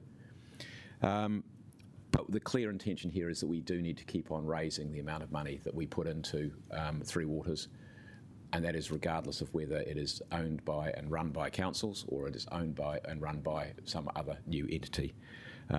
And we are dealing with something that's been, that some of these pipes have been in the ground, for over 100 years, well over 100 years in some cases, and it's going to take a while to get our way through this, but we will get there. And look, the final point to make is, it's one I have raised on several occasions with Wellington Water, is I think it will help immensely if good feedback was given to members of the community who raise concerns about, and they are often the small things, does your pipe on Robertson Street, and saying, well, what's the story with that? Just tell me what's going on, and if I understand what's going on, and you keep me informed, then I'm going to go, that's okay, got it. But silence is not golden in these situations. So look, happy to move the paper, and I'm sure that over time the papers will continue to evolve, improve, and give us the information that is needed to make sure we are giving good oversight to this critical infrastructure. Councillor Rush, would you like to speak now, or? Yeah, very, very quickly. What hasn't been mentioned, which is part of this report, are the two project updates. And I'm really thrilled to see, actually, the first one there is an update on the change out of the wastewater pump stations and rising mains in the CBD. So that's an incredibly important piece of work, great investment, and the project is ongoing. But that will provide a lot of resilience and make sure that when we have those big, heavy rains, that we don't have to overspill into the harbour. So that's a great project. And then on Model Reservoir, on time and on budget. There's been a problem with COVID's caused some problems, but nevertheless, it sounds like it's being filled as we speak, and will be opening in December. So no ribbon cutting ceremony for this triennium, unfortunately, but nevertheless, you guys supported me when we provided the funding for that. If you recall, the debate was very good. So it's great to see that it's very near completion. One thing to remember, of course, there was a death, unfortunately, a fatality on that, and I'm going to be looking forward to seeing the report when that comes through, I believe, next year. So, but yeah, a couple of really good projects there. I guess one of my regrets that not standing again, I won't be seeing this journey through in the capacity I'm at the moment. It has been a pleasure actually working with Colin and his team. Also with Mike Mendoza, who I can finally pronounce his name correctly. He was also very good to work with, as it has been with you, Siobhan, and your team as well. So, but I want to thank you, colleagues. Actually, we did respond to the call for improving our water infrastructure. It is a journey, as the Mayor says, but nevertheless, we went out to the public and said we need the money. We got the money. We're investing it now. But hopefully we'll see the benefits of that in years to come. So thank you very much.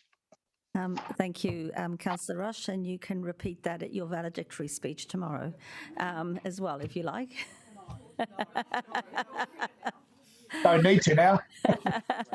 Are there any other speakers? Okay, well, before we go, I will say something. I think in my mind, I'm a bit clearer. Ever since the LTP decision, which I didn't support, I have been concerned about the lack of investment into our water infrastructure. I think we've been taking a very conservative approach, and you can see by the volume of leaks that seem to be progressing daily. I drive past at least 3, and some of them are long-term as well. I appreciate that we need to get some more condition data, but having said that, I think we know we've got enough leaks to keep the team busy for at least a couple of years just fixing what's already there. I think we need to step up our priority on this and the funding around it.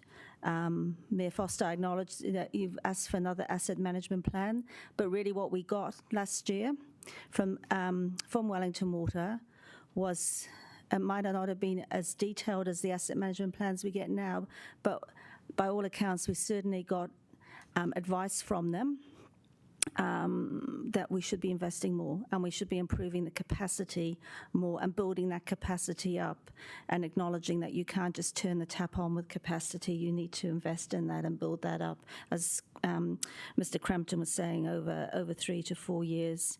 And yes, we haven't got as much as we could have gone from government, but we also have to look at ourselves of how well we've advocated as well for our city. And I think it's important, it's 2022 and Johnsonville, we're only just looking at the planning, the water infrastructure for that. That's had a medium density housing area zoning since 2013. So, we really need to make sure that if we are going to densify our city, that we do it, we make sure we've got all the plans are underway. Because if we'd done that for Johnsonville back in 2013, we wouldn't be here where we are now as part of thinking about what we do around Johnsonville. So I'm pleased Councillor Condi added in the extra resolution. I think that will certainly help, and that we get that information back from our officers, because we really do need to look at how we prioritise our spending, and if we have extra money, then we need to or adjust some of our other priorities and put the money into the water infrastructure. So I will be supporting these. Councillor Pannett. Thanks. Just really briefly, thank you, Councillor Condi, and thank you for agreeing that we'd just make it a little bit stronger, because I think I just really thought it was important to send a message to the public that we are taking this incredibly seriously. And Councillor Calvert, I'll just respond to you. I think many of us did feel that we were taking a responsible approach, putting in the first tranche of money, and that's what I've said to our constituents, but that there is another large tranche of money coming. And we know that we need to do, and it's not extra money, it's essential money. It has to be spent irrespective of the structure that delivers it. Someone's got to pay.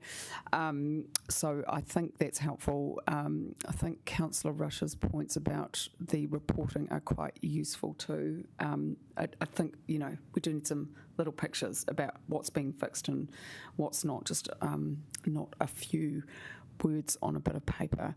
And I think it's really important that we communicate with the public too, because they are getting frustrated about seeing the council wasting water when they will soon be told to conserve it themselves. Councillor Condi. Thank you, Chair. Thank you, Councillor Pannett. I agree with you. I think we knew when we made those decisions at the LTP that this was not going to be the only significant increase in funding. It would not be the last. And I think at the time I even used the phrase talking about the tip of the iceberg, that we were going to have to get on top of this. But we did have advice we needed. We didn't know enough about the condition of the pipes to properly cost and direct the investment. That's a quote from the consultation document. And that there is significant uncertainty regarding the ability to deliver a large program of work. And we did have the recommendations from staff around that decision said that there were concerns about the deliverability of a larger level of investment remain, but we will review investment levels annually with the aim to increase investment quickly as part of annual plan processes as Wellington Water understanding of the condition of the network and the market ability to deliver is scaled up. And that, I think, is what we are going to continue to do. We want to increase funding in step with capacity.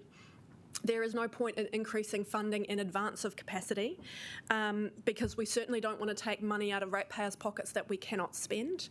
We also need to be really careful. We heard from Colin Crampton that our leak fixing, our maintenance contract is a finite workforce, and we don't want our spending there to become inflationary and us to essentially be competing and outbidding for the same people and driving up costs without actually being able to deliver any more. So we do need to be careful about how we manage this, and it is something we're going to have to ramp up over a long period of time. And I think that that's what we started doing at the LTP, but we knew that the job was not going to be finished with that decision, and it was something that we were going to need to continue to do. And I think that this resolution too gives us some direction forward about how we can look at making sure we do understand the capacity constraints in this area and whether additional funding can be delivered to deliver more maintenance in this area so that the new council can make those decisions with good information. So I think it's great to see. The one thing I will say is, as echoing Councillor Rush's comments, it's great to see the really progress on really big projects like Pūroro and the Taranaki Street Rising Mains, which are really important projects. We can say that Wellington Water has delivered quite well on those projects, and so that gives us greater confidence about whether we can move forward with more investment and more funding if there is capacity to do that. So that's really the information that we're looking for, is to make sure that we have specific investments and that we are confident we have the capacity to deliver those in future. Thank you. Is there any other speakers? Deputy Mayor Free?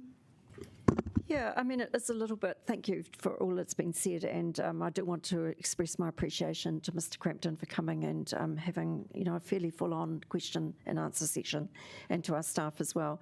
The results obviously indicate that there's quite a problem that we face, and I think it's been well said that we're stepping up to meet that challenge, but that we can't instantly flick a switch and solve everything as quickly as we'd like to. But for me, I think it's becoming more and more evident that we need to have a serious conversation about water metering, because with 10% of our water loss being on the private side, that and people knowing they have a leak, but perhaps not with the absolute pointy incentive to fix it quickly, I think that water meters would, from a technical point of view, help us identify where there are leaks and also provide that financial incentive to fix them quickly. And there's a separate discussion to be had about how we would actually do any charging if we did charging. I think there are two issues here. One is the ability of the leaks to resolve some of our problems, and secondly, what we might then do around any kind of charging regime, and that would need to thought through very carefully. But I think it's a conversation that this next triennium should have with our residents, because to me it seems like it's something we need to face up to. I was a little bit disturbed to find out how much we're having in the way of sewerage leaks. I know we had one ourselves, a wastewater leak in my street, which Georgina Campbell has also talked about. It is now fixed. But just to know that we are getting those kind of leaks where it's actually sewage on our streets, even in a small amount, it's not particularly pleasant. But on the positive side, it's good to know that there's been really successful work done with the Awhero stream in terms of looking at cross connections and fixing some of our discharges into our freshwater streams. And although the results are still not what they should be, it's nice to know that there's a workable way around trying to remediate some of that. So there is some good news tucked away in this, and certainly a huge amount of work that has been done and a huge amount that still needs to be done. Thank you. Any other speakers? No. We'll go to right to reply, Mayor Foster. Look, thank you.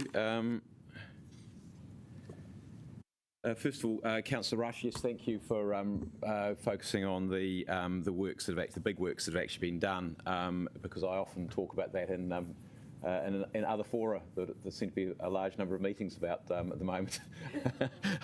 But yeah, look, some great work, and I mean, I think we can put hand on heart and say that there is a response by Wellington Water. I mean, I specifically said to them I need a plan for the central city to stop those wastewater overflows. And not only is the work being done along Taranaki Street at the moment, but of course the work that they've already done and completed last year with the Bow and Whitmore rising main. And those works are all about making sure we've got a resilient network in the CBD. And so we don't end up with those overflows. And you'll also see in the paper, which I should have picked up earlier, is that that they have scheduled the work to renew the pipes, the major pipes outside Takina and outside Te Matapihi. And I said to them specifically, you have to do those before I don't want to open Takina and then, 2 weeks later or 2 months later go, oh, we've got to close it, or we've got to dig up the road outside. That is not good. So they've answered that, and that's really, really great. And likewise, making sure that it's integrated with Te Matapihi. So really good work there. You also mentioned Omaroro, and I think it's this council that's made that decision. We decided that in June of 2020. It's going to be operational before Christmas. And that was something which had been sitting around for 20 years. And so, we did that. So I think, councillors, you can say we've invested in core infrastructure, as well as, of course, the decisions on sludge and landfills. The other one that nobody's actually mentioned is fluoridation. So it's good news that the fluoride is back on, and really importantly there also that the KPIs now and the reporting mechanisms include it, which they previously didn't. Not to us, not to the water board, and not to regional public health, and not to the government. So nobody had to pick that up. So that's been fixed. Councillor Calvert, in terms of leaks, look, absolutely. I think the key thing is we've got to keep chipping away at this. We've got to make sure we provide good information to the people who call in about these about leaks. And I think the other thing is that there was a really useful piece of information which was provided to the Water Committee about a month or 2 months ago, probably 2 months ago, and it showed the use of water per capita was consistently dropping through the 1990s, 2000s until 2016, and then it turned around and started rising again. And it's and I've specifically asked Wellington Water, look, earthquake, any impact on that? Yes. So quite clearly there's going to be damage under the ground from the earthquake, and I think we are seeing that as well. So it's not just ageing pipes, there's also pipes that will have been damaged as a result of that. And I think the key thing we've got from Wellington Water is, yes, we are going to need to invest more, but we can't, as several of the councillors said, I think Councillors Pannett and Condi and the Deputy Mayor also said, we can't just magic the people to do that work out of thin air. It's a bit like saying we're short of bus drivers. We're short of the people to run hospitality. We're short of the people who need it in the medical area. We're short of the people. Look, right across the economy, we are short of people in so many different areas. That is true here too, and you cannot magic them. We've just got to keep working on it. You also mentioned, Councillor Calvert, obviously some political commentary there behind that, but Johnsonville only just getting the funding. We're getting the funding that's there, and it's referred to because we have responded to the government's infrastructure funding to support urban growth. So we put that in at the time that everybody else put them in. That is now at the last stage, and hopefully we will get that funding through. So it wasn't as though we did that late. And there is a world of difference between the medium density development proposals in Johnsonville of 2013 and what is expected now. The world of difference. It is chalk and cheese. If we'd put the infrastructure in to essentially deal with the capacity for houses being built up to, I think it was 10 metres, or was it 8? I think it might have been 8 metres. That is the world of difference between that and an extensive development of the Johnsonville Mall and the 6-storey type buildings that are around there. Completely different infrastructure which will be required.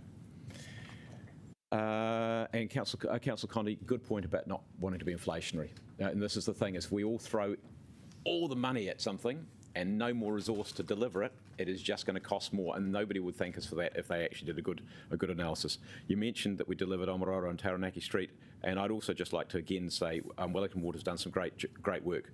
I've already mentioned Whitmore Bowen. The work that was done on Jervois Quay, I thought was a really great pointer to the way in which we can do that, the transformational transport work as well.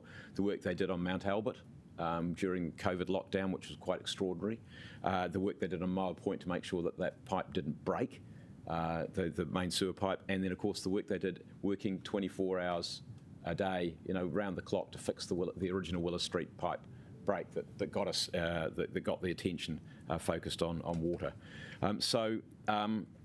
Deputy Mayor, yes, there will undoubtedly need to be a serious conversation about water metering at some point in time, and I think with water reform you can put a ring around that. The water companies will need to earn their money from somewhere, and unless they're going to be rating agencies, that's where it'll come from. So, look, good report, good questions, and good discussion.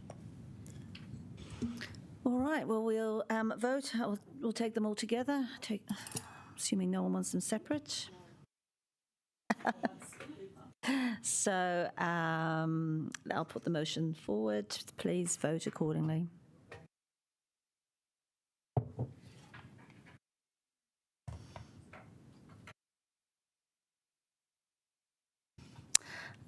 Unanimous. Great. Long may it last. Okay, thank you, and thank you, officers. And I know Wellington Water team have gone, but thank you for answering some very robust questions. Right, moving on to the Wellington Regional Economic Development Plan. Thank you, Wellington NZ. I know you've been in the audience for waiting, so thank you for your patience.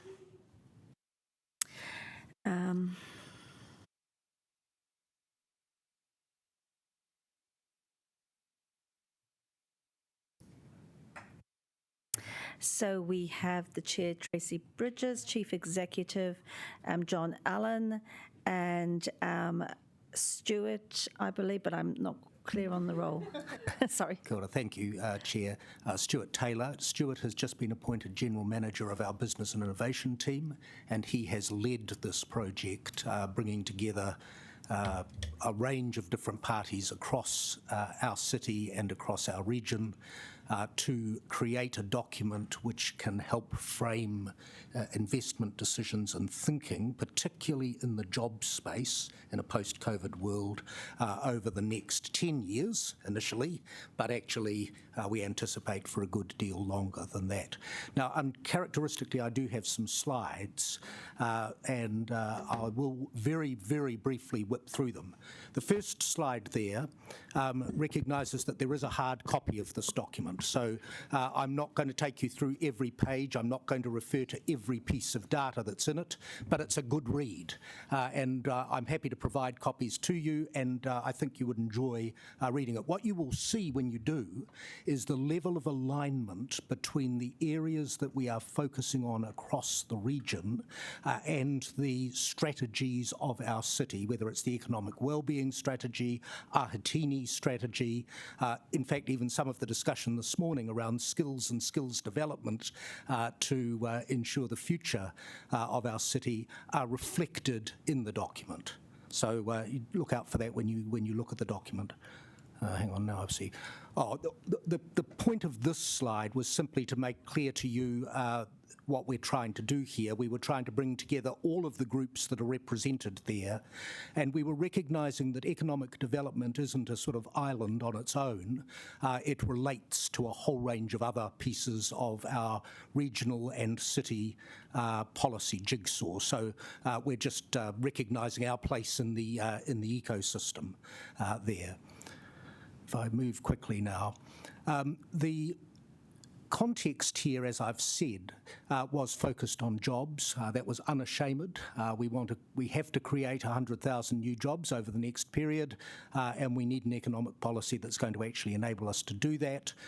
What it says there is the strategy is around improving quality of life, and then that language of productive, resilient, inclusive, sustainable, and Māori and Pacific enabling is the language of the MB framework, the PRISM framework, which they use to assess the suitability of projects for government investment. And that is the framework that we've used when we've been looking at projects within this particular strategy. Because one of the unusual features of this strategy is it's not a lot of words. There are some words, because we need to create a context and we need to talk about what the opportunities are, but it's big on projects.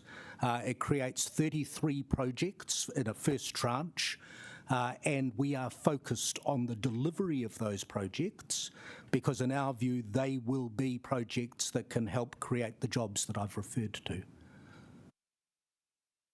The plan's been developed in the normal sort of consultative and engaged way across our community, and obviously because this is a regional plan, it's been a diverse engagement with multiple stakeholders, including Māori and Pacific, including leaders from across the territorial authorities of our region, and including, importantly, both community and business stakeholders in that context. So that just lists some of those things, and you'll see that in the plan, but it was just making the point that we have done that work. This is just sort of setting the framework in terms of the ambitions that we have for it at a high level. The thing that on that slide that's worth perhaps just focusing on for a second are the sectors that we selected. So we selected 4 sectors and we selected 4 enablers. And those sectors, as you can see there, well, I can't actually see there, but nonetheless, I'm assuming people have better vision than I do. But as you can see there, those sectors are the screen sector, the screen and digital sector. They are the science, technology, and advanced manufacturing sector. They are the visitor economy, and they are primary industry with a particular focus on food tech and food development, which obviously is a particular issue or opportunity in Kapiti and in Wairarapa, not so much a focus within Wellington City. So those are the key sectors. We had a lot of debate about sectors and which sectors we might leave out and which sectors we would focus on, but a strategy is about making choices, and we have made those choices, and I'm comfortable with the choices that have been made. And then on the other side, we have our enablers, and obviously those enablers range across skills development, as you would expect, Māori economic development as a critical enabler of our future in this region, and then No, Māori economic development is exciting. I'd be prepared to ring the bell for that. So thanks, Dive, for drawing attention to it. And then we've got the important issues of infrastructure and of water. And again, in various parts, well, you've just spent a long time on water, so I'm not going to make a point to you that it's important, but it's also a very critical economic enabler of the future of our region, as well as obviously important to our immediate communities. So that's that slide. Then we've got some projects. So we've got 33 projects. I've just set out on that slide some of them, all of them, I think, but just to show the regional diversity of where those projects currently are. The ones that are highlighted on the slide in, what is it, green, really? Yeah, anyway, in green are all directly related to Wellington City. So just to show you that there are a lot of projects that are focused in the city, and you'll see that when you have a look at the document more comprehensively. And then I just wanted to pull out, so the way in which we've done this is we've had chapter leads drafting a chapter on each of our core sectors and enablers. In the case of the screen sector, just to focus on that one because of its importance to our city, that was led by David Wilkes, out of Weta Workshop. It was supported by the screen team within Wellington NZ. It involved, it drew extensively from the screen strategy, which had been developed by the industry in our city. It reflects the many challenges which are faced by the screen industry in our city at this time, but the significant opportunities that there are for jobs and for economic benefit if we get this right. And so the way in which you'll see it when you see it in the document is an overarching statement about what's going on in the sector and what the opportunity is, some discussion about issues and opportunities as you've seen at a high level, just bullet pointed here, and then some specific priorities or projects which we are going to focus on. And so in this case, in relation to screen, the industry is looking to create a screen centre of excellence, which will bring together capability to enable us to enhance and grow the sector here. And second, on an international screen activation program. So this is simply recognising that the competitiveness in this space is growing, that we need to be in the hunt for projects to sustain our screen industry and grow our screen industry, and we need to apply resource to that. So that gives you a sort of framework. You'll see there's much more detail in the document itself. And then the other one I just thought I'd draw out was the STEM one, because of the importance of science, technology and high-value manufacturing to our city. And again, there's an overarching chapter, which is about a page, so it's not a big read. There's an opportunities and issues frame, and then moving through to initiatives. And you'll see in there, interestingly, from the water conversation this morning, a whole lot that are designed about creating skills. And enhancing skills, and some of those are all already underway. The Summer of Engineering one, for example, which is about taking graduates in engineering or people studying engineering out of university, mentoring them into engineering firms in our community, will be stood up this year. So that's really good to see that sort of project getting underway. You'll also see there the Technology Startup Hub. So one of the issues, as you've seen in relation to our tech sector, is we need a stronger pipeline of startups. One of the ways in which we can do that is to bring together in one place the various components of the tech sector, and the sector itself is asking for that and is strongly supportive of that initiative. So there's 33 of those. It's a living document, so some of them will fall off, I don't doubt, and but they'll be completed. That'll be the best falling off one, and we'll get new ones. But some probably won't make their stage gates at various points in the process, and we'll be substituting with others. We are implementing the plan. So the core sort of piece of that jigsaw is the Wellington Regional Leadership Committee. You'll be familiar with that. That's all of the mayors, all iwi representatives, 2 ministers. And in fact, it's important to say that one of the purposes with this regional plan was to be able to better access funding from government. And so a lot of what we are doing at the moment, a lot of what Stu's doing at the moment, is working across government, talking to Kānoa and others about where the pots of money are that we can apply against these sorts of projects to deliver them for our region. And as you know, we've had challenges in that space over the last period. So there's a project management office and all the normal things that you would expect.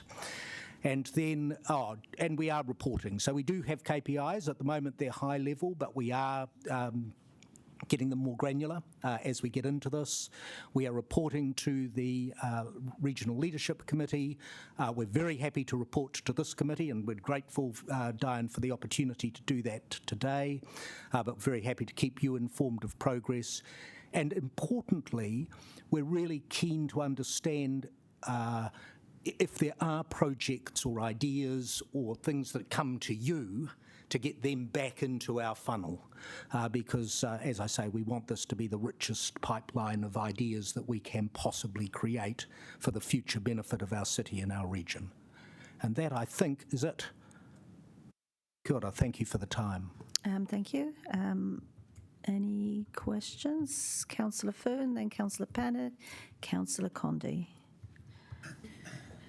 Kia ora, John. That's excellent and exciting. And just noting the tech sector, so did we get their desire, their vision as well, like a clear pathway forward from them on what they can see for the city? Yes, so not in the sense that we had some vast hui just with the tech sector to define those solutions, but we have been very actively engaged with the tech sector in the development of this process. The questions of things like the doubling of the number of companies within Creative HQ that are going to be incubated is something that the sector have been very strongly supportive of. The leadership programs to sit around founders, because people who start companies, they're all perfect and wonderful, but they don't necessarily have all the skills they need to then scale those companies. And so making sure they have access to information about HR or information about sales or information about marketing, all of those things, those have been fed back from them as well. As I said, so has the tech hub idea garnered significant support. Great. I'm excited about the tech hub, especially if we can compete with Sydney on that. Well, in fact, you'll remember we had a walk around of some tech companies last week, and one of the things that I think came consistently out of those founders was the opportunity that a tech hub represented in their minds for this city. Great, very excited to hear that we've got that in this plan. Second question was just, have we got the resource available to achieve the 33 actions? Well, it's certainly not on the balance sheet or P&L of Wellington NZ, but what we do have is we have some resource that we are applying through Stu and members of his team, which are about getting alongside each of those projects. Some are very small. I mean, they're important, but small, so things like the Hui Taumata to bring together Māori business stakeholders across the region to decide where they want to put their immediate priorities. So that's a relatively small but important initiative. At the other end, water in the Wairarapa is kind of huge.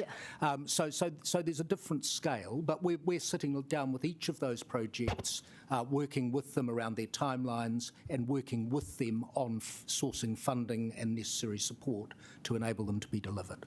That's great. Thank you, John. Thank you. Councillor Panet. Oh, sorry, is that finished? Councillor Panet. Thanks for all your work and some good things in here, and I appreciate we can't make any changes, so could I just raise a few issues just in terms of continuing the conversation? Thank you, first of all, for talking about climate change and all that sort of stuff, because it has been a long time coming to bring the economic world and the environmental world together. We keep hearing about how we had to make more money to protect the environment. Can I just challenge you to think about how we actually rely on natural resources to live? It is our natural environment, which is, and I appreciate there are cultural perspectives, but that is what we need. And this kind of language about how sea level rise may impact, it's going to impact. And so I think there's just still a bit of travel in the thinking. Yeah, look, I'm sure that's right, Ona. I think we have tried to reflect those issues because obviously they are contemporary issues, but equally, as you've focused on today with water, there's a need to continue to step up. There's a need to continue to invest, and the challenge isn't going to get any smaller in the sorts of areas that you're describing. So yes, we do understand that. Next point is around disabled people. Yes. I know you've been very involved in some of the initiatives around that, John. Have we pushed this hard enough? Because we know that, so there's two things. One is that disabled people have a very high rate of unemployment, but then of course there's heaps of potential, right? So do you think we've done enough here? No, I mean, we haven't done enough as a community. We haven't done enough as a nation. The statistics for employment of people with disability and underemployment in terms of their capabilities are horrific and have been horrific for years. The solutions to that, this economic plan will create opportunities that may be taken by people with disabilities, but for them to be able to take those opportunities, we will need to provide pathways for them and support for them. Now, there is, with the establishment of the new ministry for disabled people, an opportunity to see a sea change in government policy in this space. It is miles over. Anyway, I could talk for a long time on this subject. I know you could. Yep. Okay, so I guess I'm just wanting some assurance that we will keep working on there because it's a major area. Next question is, I don't know if Councillor Matthews is online, but housing doesn't seem to have got that much of a mention in the document. I presume that, that you see this as being a very serious economic enabler, as well as obviously a right. Absolutely, and what you'll see if you look at the front of the page, the first slide there that I had with those intersecting circles, when I said we had sort of economic development alongside other initiatives, one of the other circles is housing, climate, iwi capacity and transport. So we're recognising that all of these things are interlinked. Yes, housing's critical. If we can't house the talent that we need to create or fill the future jobs, then we're not going to get the economic opportunity, and it's reflected in that way. Cool. And last point, a lot of the actions, and this isn't my area of expertise, obviously, but it does seem to have a heavy reliance on centres of excellence and hubs as kind of the thing that we're making a contribution to. And I was just curious about, I guess the thinking from you is that that's the most effective way for us to support business? Look, I do think centres of excellence and hubs have a role to play, and certainly we've been drawn to those because within particular parts of our community there's been strong community and sectoral support for those initiatives.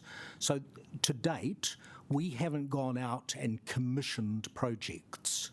What we have done is go out to our communities and say, what are the projects that you have underway that you think could usefully be brought into this sort of frame to secure the sort of funding and get the momentum behind them that you would like. As we go forward, I think we will commission more projects, and that will enable us to frame and build on the experience of these initiatives. But at the moment, you're right, there are a range of centres of excellence. I think each of them stand on their own feet.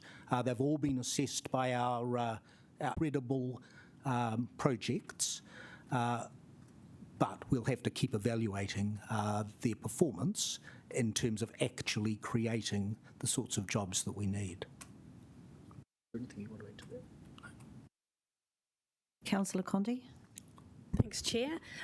Thank you, John. I would just really like to hear more about what we're going to do to support businesses who have graduated from Creative HQ, because we've talked about how we're going to increase the number of people going through Creative HQ, but one of the things that I've heard is it's that challenge when you kind of get out of Creative HQ and you've got to scale. What are the projects that we have in here to support those businesses? So I've already referred to one of the critical projects, which is a series of initiatives to put support around founders to enable them to be more successful. So what is actually being contemplated there is that we will bring, probably remotely in most instances, deep subject matter experts from around the world who are the leaders in particular spaces to Wellington, to our community, tech community, to enable them to shape those sorts of skills. So that's one part of that initiative. Access to capital is another part of that initiative. We're appointing an investment person into the Creative HQ team, which will be funded directly by Wellington NZ, to ensure that people have the access to capital that they need to be able to develop. The access to markets is another. So you do actually need to understand the market that you're actually going to be deploying into. And for many of our tech companies here, those markets are in either the United States or in Europe. And so working out ways in which we can share market information and market entry information and ideas in a way, the hub concept and the sort of community building concept there will help with that. So there's just off the top of my head 3 of the things that we're doing. Thank you. Councillor Rush. Thanks, Madam Chair. John, the officer's paper, paragraph 20, says that the implementation of the plan will be led by Wellington NZ, but the plan goes well outside the bounds of certainly Wellington City Council. It's a Wellington Horowhenua regional plan. So are we going to be getting some sort of contribution from other councils in the region to assist with the implementation? This plan is primarily funded. So the individual projects will almost all need funding from either central government, the private sector, or third parties. I mean, it could be TAs in various parts of the region might put some funding into them, but the expectation is that it'll be largely either central government or private or third parties of varying kinds. In terms of the actual underlying sort of seed project type stuff of, business casing and things of that kind, that will come from the funding that Greater Wellington Regional Council provides to Wellington NZ through the targeted economic rate, which is levied across the region. Now, I mean, a lot of that obviously comes from Wellington City ratepayers, so Wellington City still has a key stake in it, but that's the primary source of the funding for that sort of work. Okay, thanks. Councillor Foon, you had another question? Really quickly, just wanted to touch base. It just feels like it's possibly missing, but the tertiary education, or basically the international students market, how is that fitting into this plan? Does it fit under the visitor economy, perhaps? No, I don't think.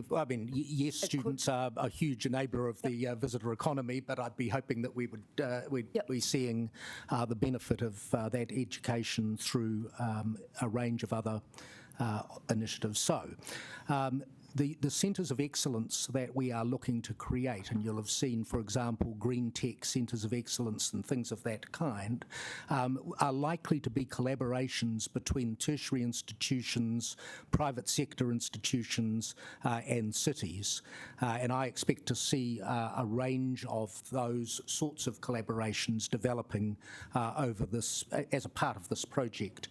What that hopefully will provide are pathways into employment and engagement with the student community, and also differentiate us from other parts of the country by providing our students with a much richer practical experience of wrestling with those issues. Yeah, I understand that's a gap that has been needing to be filled to connect those together. Correct. Great, thank you. Thank you, Deputy Mayor Free. Yeah, thank you, and I'm really pleased to see some mention of our capital city status. I guess my question is, given that we do have still a few head offices, and we obviously have the diplomatic corps here, and other things by virtue of being capital city, how do you see that this is going to leverage off those natural strengths? Well, I think there's 2 or 3 things. The first is, from a visitor economy point of view, being a capital city and leveraging the capital city and being able to present our capital city to attract visitors to our region is something that I know members around this table have been talking about for a long while. It is an active part of the program of Wellington City. It is actively supported by Wellington NZ, and obviously it is reflected in this plan as well. So at that level, there's a lot of work being done. There's a big opportunity in my view, and it's aligned with this plan. In terms of the wider question, the fact that we are the capital city of a country which is still seen internationally extremely favourably in terms of our progressive policy is a major opportunity for us as a as a commercial and business community to be able to leverage some of that brand value.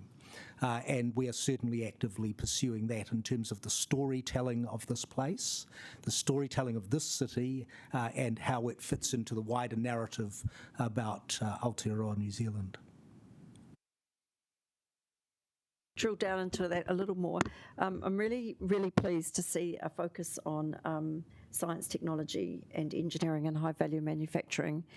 And that is something I know from meeting with some of the diplomats, that there's like a lot of international expertise, and they're working on, their countries are also working on things like earthquake resilience and, water and all the challenges that the whole world's facing.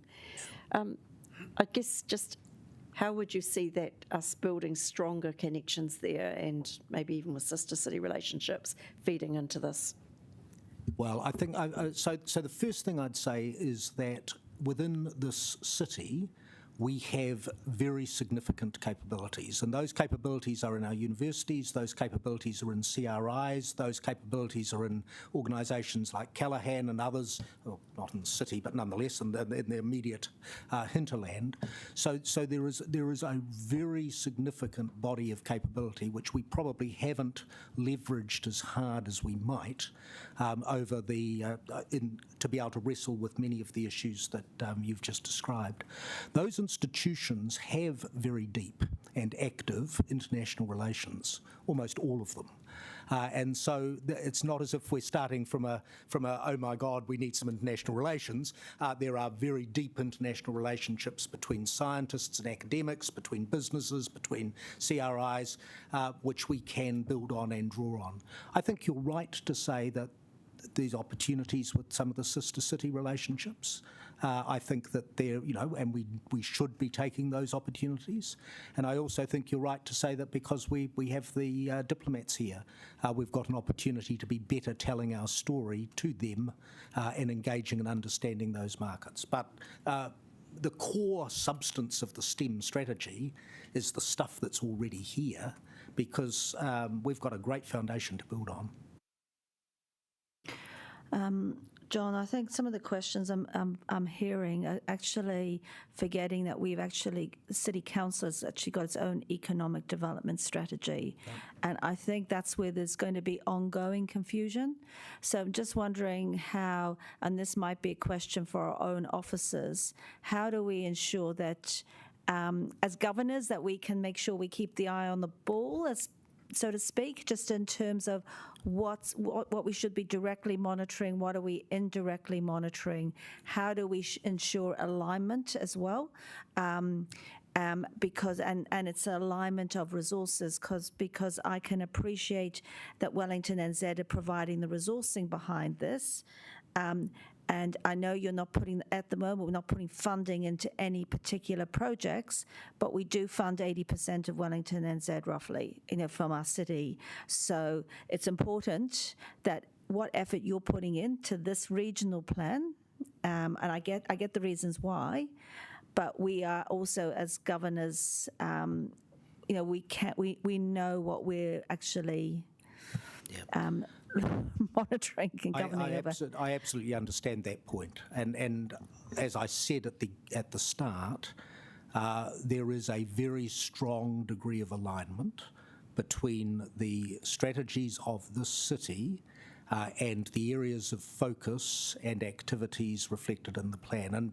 So I'd invite you just to, all members, just to look at that. Mm-hmm. In terms of how we are governed, obviously this strategy reports strictly to the regional the regional leadership committee. That committee, though, of course, comprises our mayor.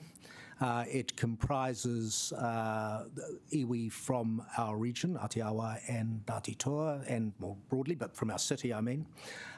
And it comprises political leadership as well. So to some extent, there is a reflection to some extent in that process. But the short answer to your question is we are working extremely closely with city officials in relation to this plan.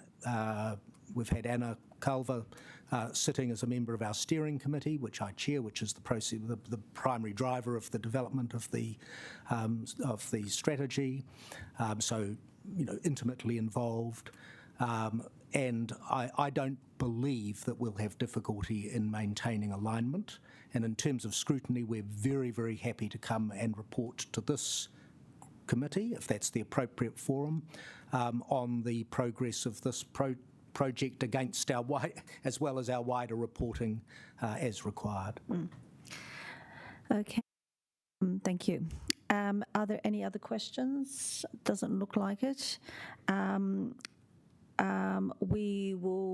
Who is introducing the paper of our officers? Is that Anna Calver?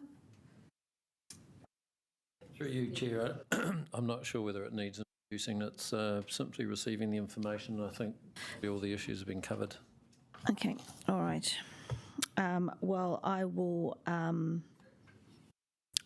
Do any councillors have any questions of our officers on this?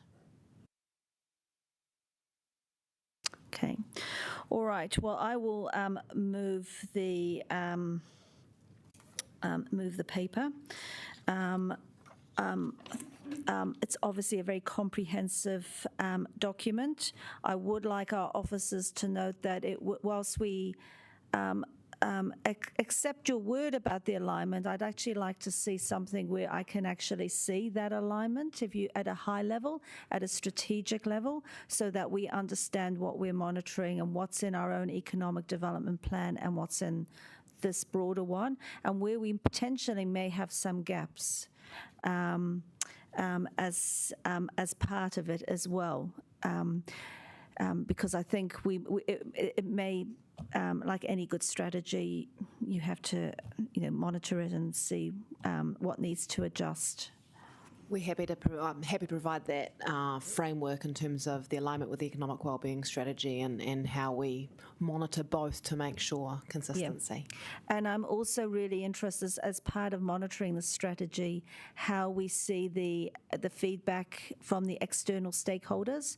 And I don't mean just the local government and government agencies and the not-for-profits and that. I'm talking about a lot of people out there doing the providing the jobs, providing the industries, and finding out what they think about this strategy and how it's being implemented. Yeah, I think the good thing about both the economic wellbeing strategy and this regional economic development plan is both strategies have been co-designed with businesses, and both will be activated alongside the business community as well.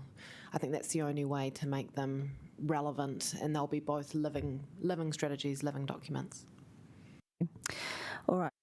I'm not going to say anything further. I think we've had quite a robust debate. Councillor Foon, would you like to second? Would you like to speak? Yes. Quickly? I'd just really like to thank everyone for the work on this plan. It's really given me a lot of great clarity and excitement for the region and how we're settling into being the capital city and seeing the policies work together. I did get a clear sense of that.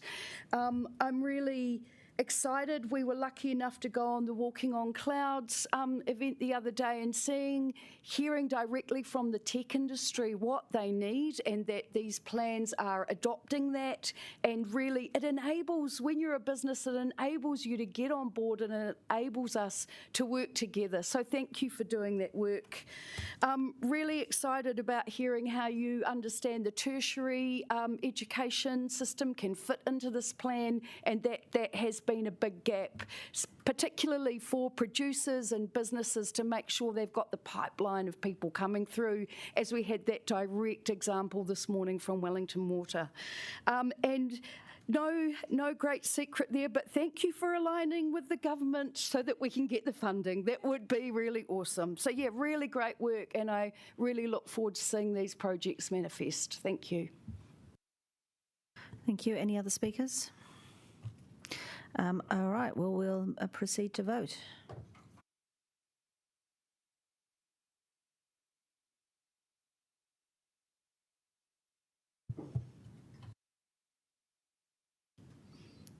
And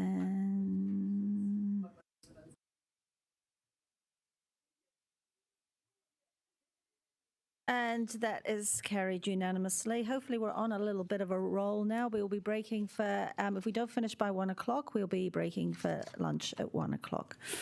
Okay, actions tracking.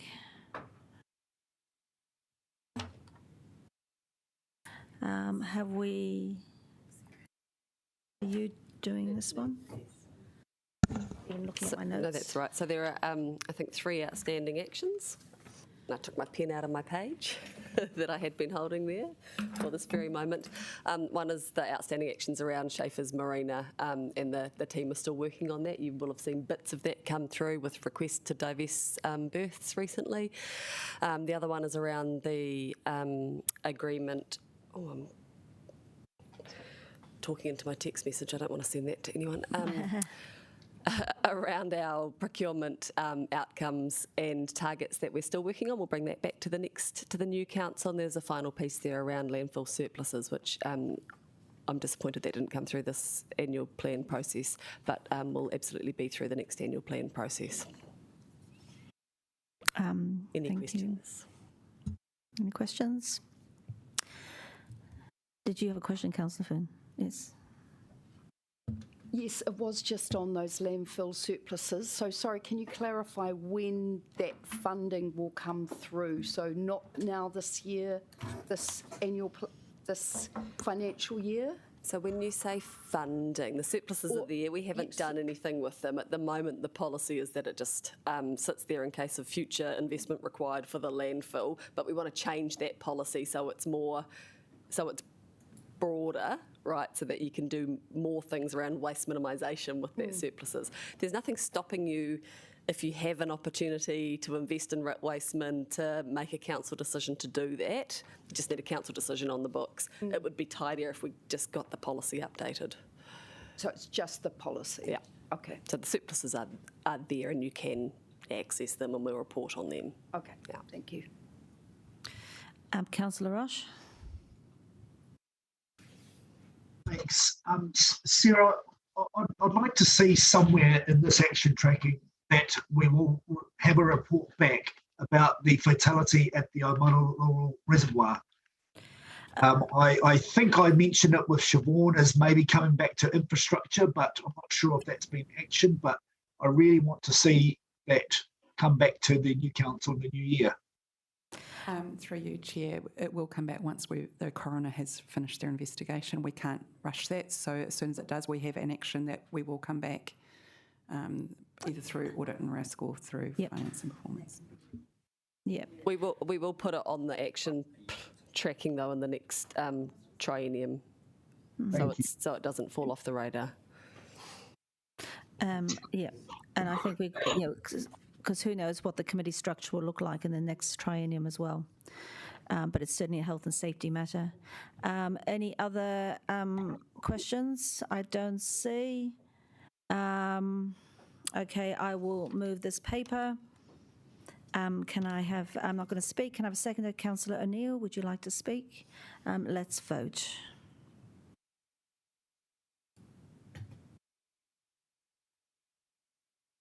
Right. Wow, now we have the 400, cool. Unanimous, great. So now we have about the next 400 pages of our agenda. Oh, it's going to be fun. Annual report, report of the Audit and Risk Subcommittee. Who is going to come up? Stephen MacArthur, is this? Introduce the report. There is the Health, Safety and Security report first. Okay. Oops. So,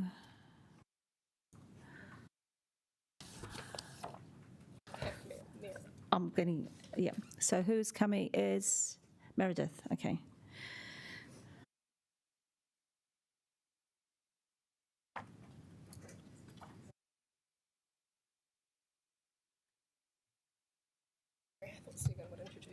That's okay. Yeah. Okay. Welcome, Meredith. Wendy and TJ. Obviously, we had an in-depth discussion a few weeks ago about where things were at from a health and safety perspective, and I know you've subsequently been to audit and risk, so which is why we're not having a separate report, so to speak, coming to this committee. Is there anything following the conversation at audit and risk? Is there anything further you would like to add or clarify? No, we don't have anything additional. Are there any questions of the officers? Councillor O'Neill. Thank you. I have read the report and I know we have droned on about this. How is the organisation responding to elected members being able to signal their own health and safety report? As someone who has logged a few health and safety instances, I always have to go through staff. How far are we away from elected members being able to do that? So as you'll see in the report, we're making progress on the new system that will replace Risk Manager, set to go live in March, and one of our requirements is that elected members will have access to do that process themselves. Amazing. So the incoming councillors will be able to do that. Thank you, that's all. Thank you. Any other questions? Well, I think we've all been very succinct. Health and safety? No, this is health and safety. Okay. Okay, right. You may leave the table. I'm just thinking about how I'm going to do this. I think we'll just get the officers to come up for the different parts. So the next one is the annual report and audit process. Now, as councillors will remember, we had a briefing on this before it went to audit and risk. It's subsequently been to audit and risk. I will make a point that audit and risk are really focused on the financial aspects. We, as a committee, should be focused a bit more on the non-financial performance aspects, but obviously taking the advice of audit and risk. So I will leave it to officers to introduce this, and then I think Councillor Day's got the first question. Thank you, Chair. Just to reiterate the journey so far, it's been to audit and risk twice now and had interrogation there. In addition, we've received a number of suggestions and feedback from councillors, which we've incorporated into this version, so thank you, councillors, for doing that. It is subject to audit, obviously. The audit starts next Monday, so everything you can sort of see in there is somewhat provisional until the audit is completed. We are working in parallel with this on the usual design framework that sits in behind this, and that is on track. Auditors have indicated that they are on track to deliver their audit on time. So at this stage, we have no reason to believe that there would be any delay, as perhaps we've had in the past. Other than that, I'll take the paper as read and hand over to you. Thank you, Chair. Yeah, Councillor Day. Yeah, mine's probably quite a simple question, but it's just on page 192. I would love for this to be true. It says Frank Kitts Park Playground will be completed in late 2022. I suspect that's not quite right. So, yeah, I'm not asking for an update now, but I wonder if that needs to be corrected. But an update sometime would be lovely. No problem. Subject to being returned, I have acknowledged that Councillor Day should be invited to the to the cutting of the ribbon, and I think also Councillor Rush probably to the water infrastructure projects. Yeah. Okay. Are there any other questions? Councillor Pennant. It's quite a detailed question. Sorry, to Matapihi. The letter from the Auditor General around the process, I think around procurement, hasn't been released yet, so that would be covered in the next annual report? That's correct. And I guess, is there you didn't see it as absolutely necessary to provide some assurance around the procurement process because it's been a little bit contentious. Can I just confirm that if we get a final letter from OAG before we finalise the annual report, that could be updated? Is that correct? Yes, Yeah. it could be as a updated. post-date event. Okay, okay, so that's super helpful. So It could be updated. if I was trying to ascertain from an ELT member whether it was likely that that letter had anything significant on it, what's the implication if it does? Does that mean anything, or does it just mean that you're right, maybe something reasonably generic and say that we've still got some more work to do on it? I'm not trying to be difficult, I'm just trying to understand. So we do need to respect the Auditor General's process that they're going through, and that doesn't just involve council, it involves the private sector consultants that they are working with as well through this process. There is a spectrum of things that could happen through advice or recommendations from the Office of the Auditor General. Some of it might be actually what we've found is that this is best practice and we'll publish it as best practice. At the other end, it might be that we've found these issues that need to be remedied moving forward, and we would respond to that from a management perspective. We'd respond to what we would do to remedy that moving forward. But there's a whole spectrum of things that could happen through that process, and we just need to wait for the final advice. So if it was at one end of the spectrum where the IAG found it seriously problematic, would then that just mean that something had to stop? The only reason something would need to stop is if there was a judicial review of a process. So that is a different process. Right, so it's a different, okay, so we're just talking about the annual report. So I would just can reconfirm that management throughout this process have been confident in the process that was undertaken for that procurement. Okay, thanks. So obviously we should have the letter before this is approved in December, is it, or no? Yes, you'd absolutely hope it's before December. Okay, lovely, thank you.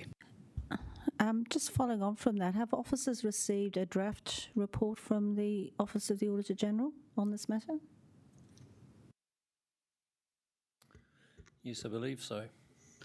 So can we see what's in that letter?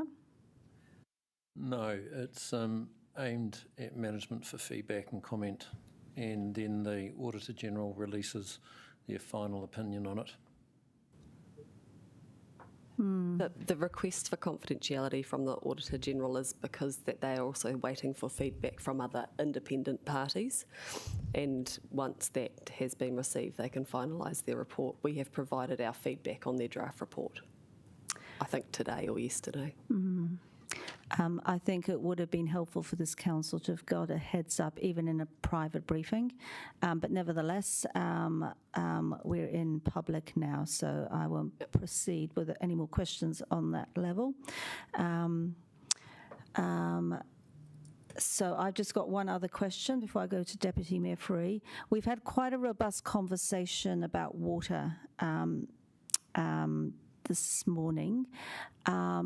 Will officers depend, and I know officers are going away to look at the capacity, etc. I'm just asking officers for them to consider if there's any of the text in this annual report that might need to be amended following the conversation that's been had today, which was in respect of the Q4 report of Wellington Water. Through you, Chair, I can possibly answer that. I did look through the commentary in terms of the variance commentary in the KPI framework as we were going through the discussion. I think it is still fit for purpose, but we'll circle back on that and have a final check, and that we can mop that up down the line. Thank you. Yeah, I won't move an amendment of anything, but I just will trust you.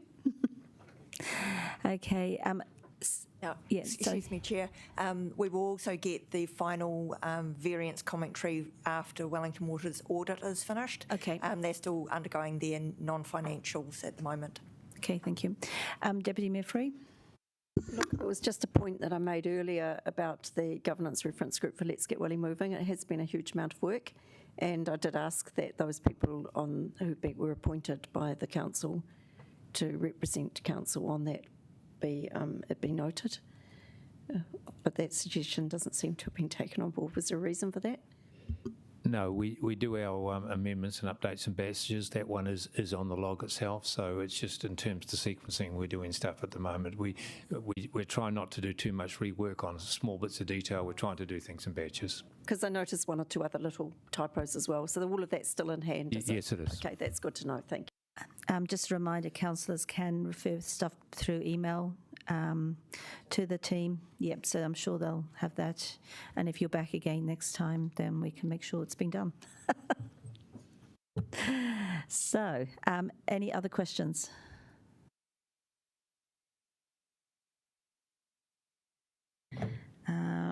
So we've got, just looking at these. Councillor Condi, would you like to move the paper? Sure thing. We had excellent discussions about both the health and safety and the annual report at the Audited Risk Subcommittee. As a committee, we recommend to you that you go ahead and approve and recommend to council that they approve this report. Obviously, it's a bit unfortunate that we're having to wait for the audit to come through until after the election, but I'm confident that we've done everything that we can to manage this and to be able to make a recommendation to the next council that that they should adopt this report. Is there anybody else on audit and risk that would like to second this paper? Who else is on audit and risk? Councillor Paul, you're on audit and risk. Oh, you went on that. Who was at the meeting? Oh, Councillor Pannett, would you like to second? Would you like to speak? Okay, does anybody else wish to speak?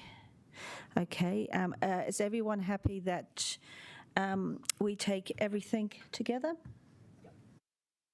Okay, so there's two parts to this. There's obviously the health and safety and security report and the annual report and audit process. So I ask you to vote for everything in one hit.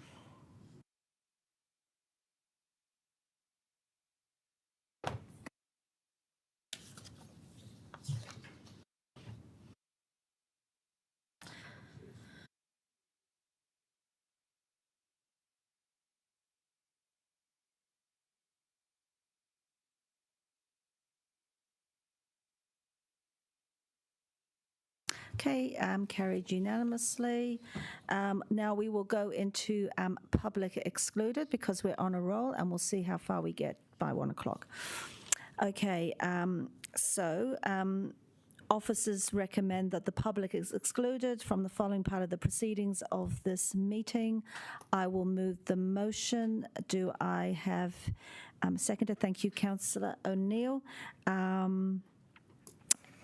Is there any debate? Councillor Pennant? Yeah, sorry, my computer's just run out of power now. I can't actually look at the papers. So, sorry, is that for the two papers? It's for part of the Audit and Risk Subcommittee. It's for the CCO board appointments, and it's for the Johnsonville Three Waters Infrastructure Acceleration Fund. Notify my objection to the Johnsonville paper being in PE. I don't see why it should be. I'll talk to you that later. Okay. I think it's fair to say that the Johnsonville Three Waters was going to be split into two parts, one in public, one in public excluded. It just made the whole conversation, I felt, a bit difficult to keep some of the information confidential. It was agreed that we would put this all into public excluded, but as soon as we can make any information available publicly, it will be done. So, okay, so shall we, did I have a seconder? Yeah. Oh, thank you, Councillor O'Neill. I'm not speaking anymore. Do you want to speak? Can we please vote?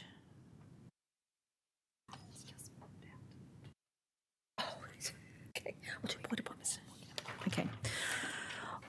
All right. We are Shane Harmon from the. Oh, sorry.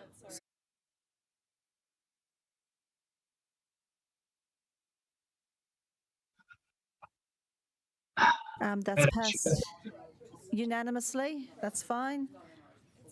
So we.